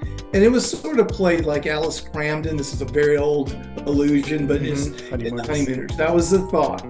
But what I loved about that, and many other characters too, but over time, You get to know them. So my answer to the actual question would be, I would love Mr. Dink, of course, because of those crazy inventions, and he's funny, and just, he's a big personality. But I think over time, I would really enjoy being around Tippy, because she's thoughtful and smart, and turns out to be this amazing mayor, and it shows up a lot in later episodes, really involved in the community and making big change. So I ultimately it becomes both of them. Awesome. Let's see. Number 6, local getaway. Do you guys prefer Funky Town or Lucky Duck Lake? I am not the type of person to go to a vacation spot to sit around and just relax. I can sit down and relax at home. If I'm going to go on a vacation spot or hang out somewhere, I want to go someplace where I can do some fun stuff. That's just the way I'm wired. So easily Funky Town. I'm actually going to go both. Depending on my mood, I would either want to go have some fun with friends or just take a vacation from the daily stresses of life and just kick back and admire the water. Of course, in the Doug series, you get to do a lot of stuff there, like fishing or canoeing. So it seems like a nice lakeside getaway that wouldn't be as crowded as like a beach or like a theme park. But I gotta also give it to Funky Town because they got a lot of fun rides looking there. It's got like a 70s disco theme, which I'm right on board with. And of course, Bloodstone Manor. So they're both good in my opinion. I would also have to go with Funky Town. Funky Town. Mine's a variation on Brett, what you said, that for me alone, the pattern in my life is I want to be in the woods. I really enjoy that. And it's a way of getting recharged and all kinds of reasons that I can go on and on about. But as a family, we go to Disney World, or so we go to theme parks. And it's just a thing that has become it's a thing in our family. So it does become both. If I'm alone, it'd be the lake. If it's with the family, with a group, let's go to the theme park. Well said. Yeah. And lastly, for this or that, holiday special. Do you prefer the Christmas or the Halloween one from Doug? If we're doing just straight holiday, Christmas. But if we're doing the which special, the Halloween special. That's just too freaking fun, man. And we get to. It's much like how Lucky Hat was a different feel. The Halloween special was a very different feel from the rest of the series too. Oh yes, yeah. I'm gonna go with the Halloween one as well. So much great spooky atmosphere. I mean, I'm gonna watch this again in October once it rolls around because it's an amazing show, and it really utilizes the full 30 minutes to the fullest with the storytelling, the character development, and the lessons being learned there. So yeah, gotta give it to Halloween. It's definitely a Nickelodeon staple for Halloween. I would have to go with the Christmas special for this one. I guess it kind of has like a different tone to it as well than the other episodes, or even the Halloween special. So there are some like darker elements. Like there's a scene where Doug imagines life without Porkchop if he's found guilty for biting Dee Dee's leg when he was actually trying to save her from the thin ice. Travis, I'm going to keep going with what you just got started with. First of all, Christmas was the big show. It just, in life. And so it's hard to overcome that, but I love both of them. I love Halloween and especially visually. But back to the Christmas special we did, another 22-minute special. It was written, Ken Scarborough did it. It was written like It's a Wonderful Life, like a Frank Capra movie, including stuff like, I just saw it again. It's something I got to watch before we did this. When Bibi comes out in the wheelchair in the courtroom scene, it's this old rickety wooden, and it squeaked and all that. The whole thing is out of the 1940s, and without hitting the head with it. But that show has a lot of places it goes, and it's exciting and adventurous, and Quailman and Race Canyon and Smash Adam show up. It's a lot going on in it. So I'm gonna, at least it was fun to feature that here at the end. So Christmas. Yeah. I like it for being different. I mean, yeah, the darker tone could put off some people, but I like how it resolves in the end, and Porkchop gets honored for his heroism. So, at the end of the day, that's what really counts, and they still keep on theme with the Christmas, atmosphere too. And now, and at the very, very end, that I wouldn't have remembered had I not just watched it, Mr. Bluff says, "What can I do for you?" They come back to the house and apologize, and what can we do for you? And Porkchop, I don't know how he communicates these things, but he asks to have a big open banquet for the homeless dogs of the city. Yeah, it's just beautiful. It's such a great sentiment, and in terms of what Christmas really is. So I'm glad you took me there, because I hadn't said that. So sure. Yeah, it sounds like Porkchop has as big a heart as Doug. Yeah. Alrighty, well, I think we're finally done with our favorites. That was quite a roller coaster of emotions, and trying not to list dozens of more, but we had so much fun with you guys. Just thank you, Travis and Jim, for being here today. It was a blast. We always love spending time with you, however we communicate, whether it's like on this podcast or through letters or, you name it. Is there anything you guys would like to plug before we close up the episode today? Well, I do hope to get my jazz podcast, Staying Jazzy with Travis Kemp, off the ground sometime soon. I hope to start recording. But in the meantime, I would like to plug the jazz radio show that I host here in town every Sunday night from 5 to 8 Central. I told you and Alex about this, Brett. It's on and like I mentioned, it's on every Sunday night, 5 to 8 Central, and on 89.9 FM. But if you're not in Amarillo, you can listen online at kacvfm.org. Yeah, I got to see that video you did mentioning Mr. Rogers. I really enjoyed that, Travis. So, thanks. I mean, basically, if you're a jazz fan, that's definitely worth checking out. And I happen to be one of them, so I'll be listening in soon. Great. Jim, do you have anything to add or any final thoughts for today? I don't have anything really specifically to plug. I mean, I always can go on and on, but I want to thank you for what you're doing. Your show kind of mirrors what I've been, saying about what Doug is. It's like, it's fun, silly, visual. It's a lot of stuff, but it's also got deep heart and meaning about life and how it can be lived fully. And I appreciate you guys. It's always fun to be with you, and I wish we had more time together. Really, you're awesome people, and it's great to meet you, Travis. Oh, nice to meet you too, yeah, Jim. Yeah. I include you in all of that. It's just I haven't had as much time with you, but it's a great team. It's great what you're doing. Oh, thank you. Means a lot to us, Jim. Thank you for being here. Yes, thank you. Anytime. Tune in next time, Gackoids, when we enter the stupendously scientific world of Mr. Wizard and try out some of his wackiest, wildest experiments. Plus, we'll delve a little deeper into Don Herbert's legacy, leading to a smash hit educational show on Nickelodeon, along with a bit of his legacy he had left behind. It'll surely be full of nothing but electric, retro-rific action, only here on Splat Attack. That was a mouthful.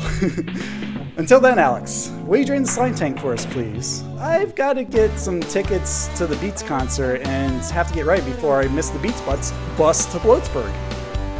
Aye, co-captain. Save me a front row seat. Don't forget who got you those tickets after all. Don't worry, I got you covered. Hey, that's my line. Sorry. Bye, guys. Spot you later, everyone. Thank you. Thank you. That's it. I've got to take this and fly away.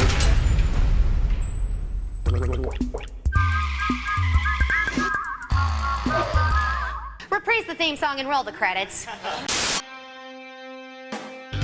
I reckon it's time for me to go. I'm glad that's over. Now for a peaceful night's sleep. Well, that does it for now. Yeah, we gotta catch a train. I'm going home. You can't mind arts and crafts project. It's a tweezer holder. All right, guys. Let's go fly.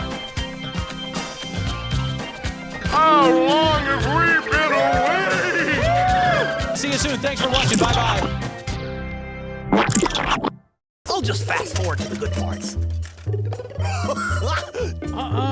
Too much wood flies no good. There's a bomb in the lasagna? Patty mayonnaise. Well, Hiya, Big Nose. I wonder. Nah, it couldn't be. Get over it, Funnie. You sound like an old poop. Let's take him back, Roger. I think he's even cooler than an arrowhead.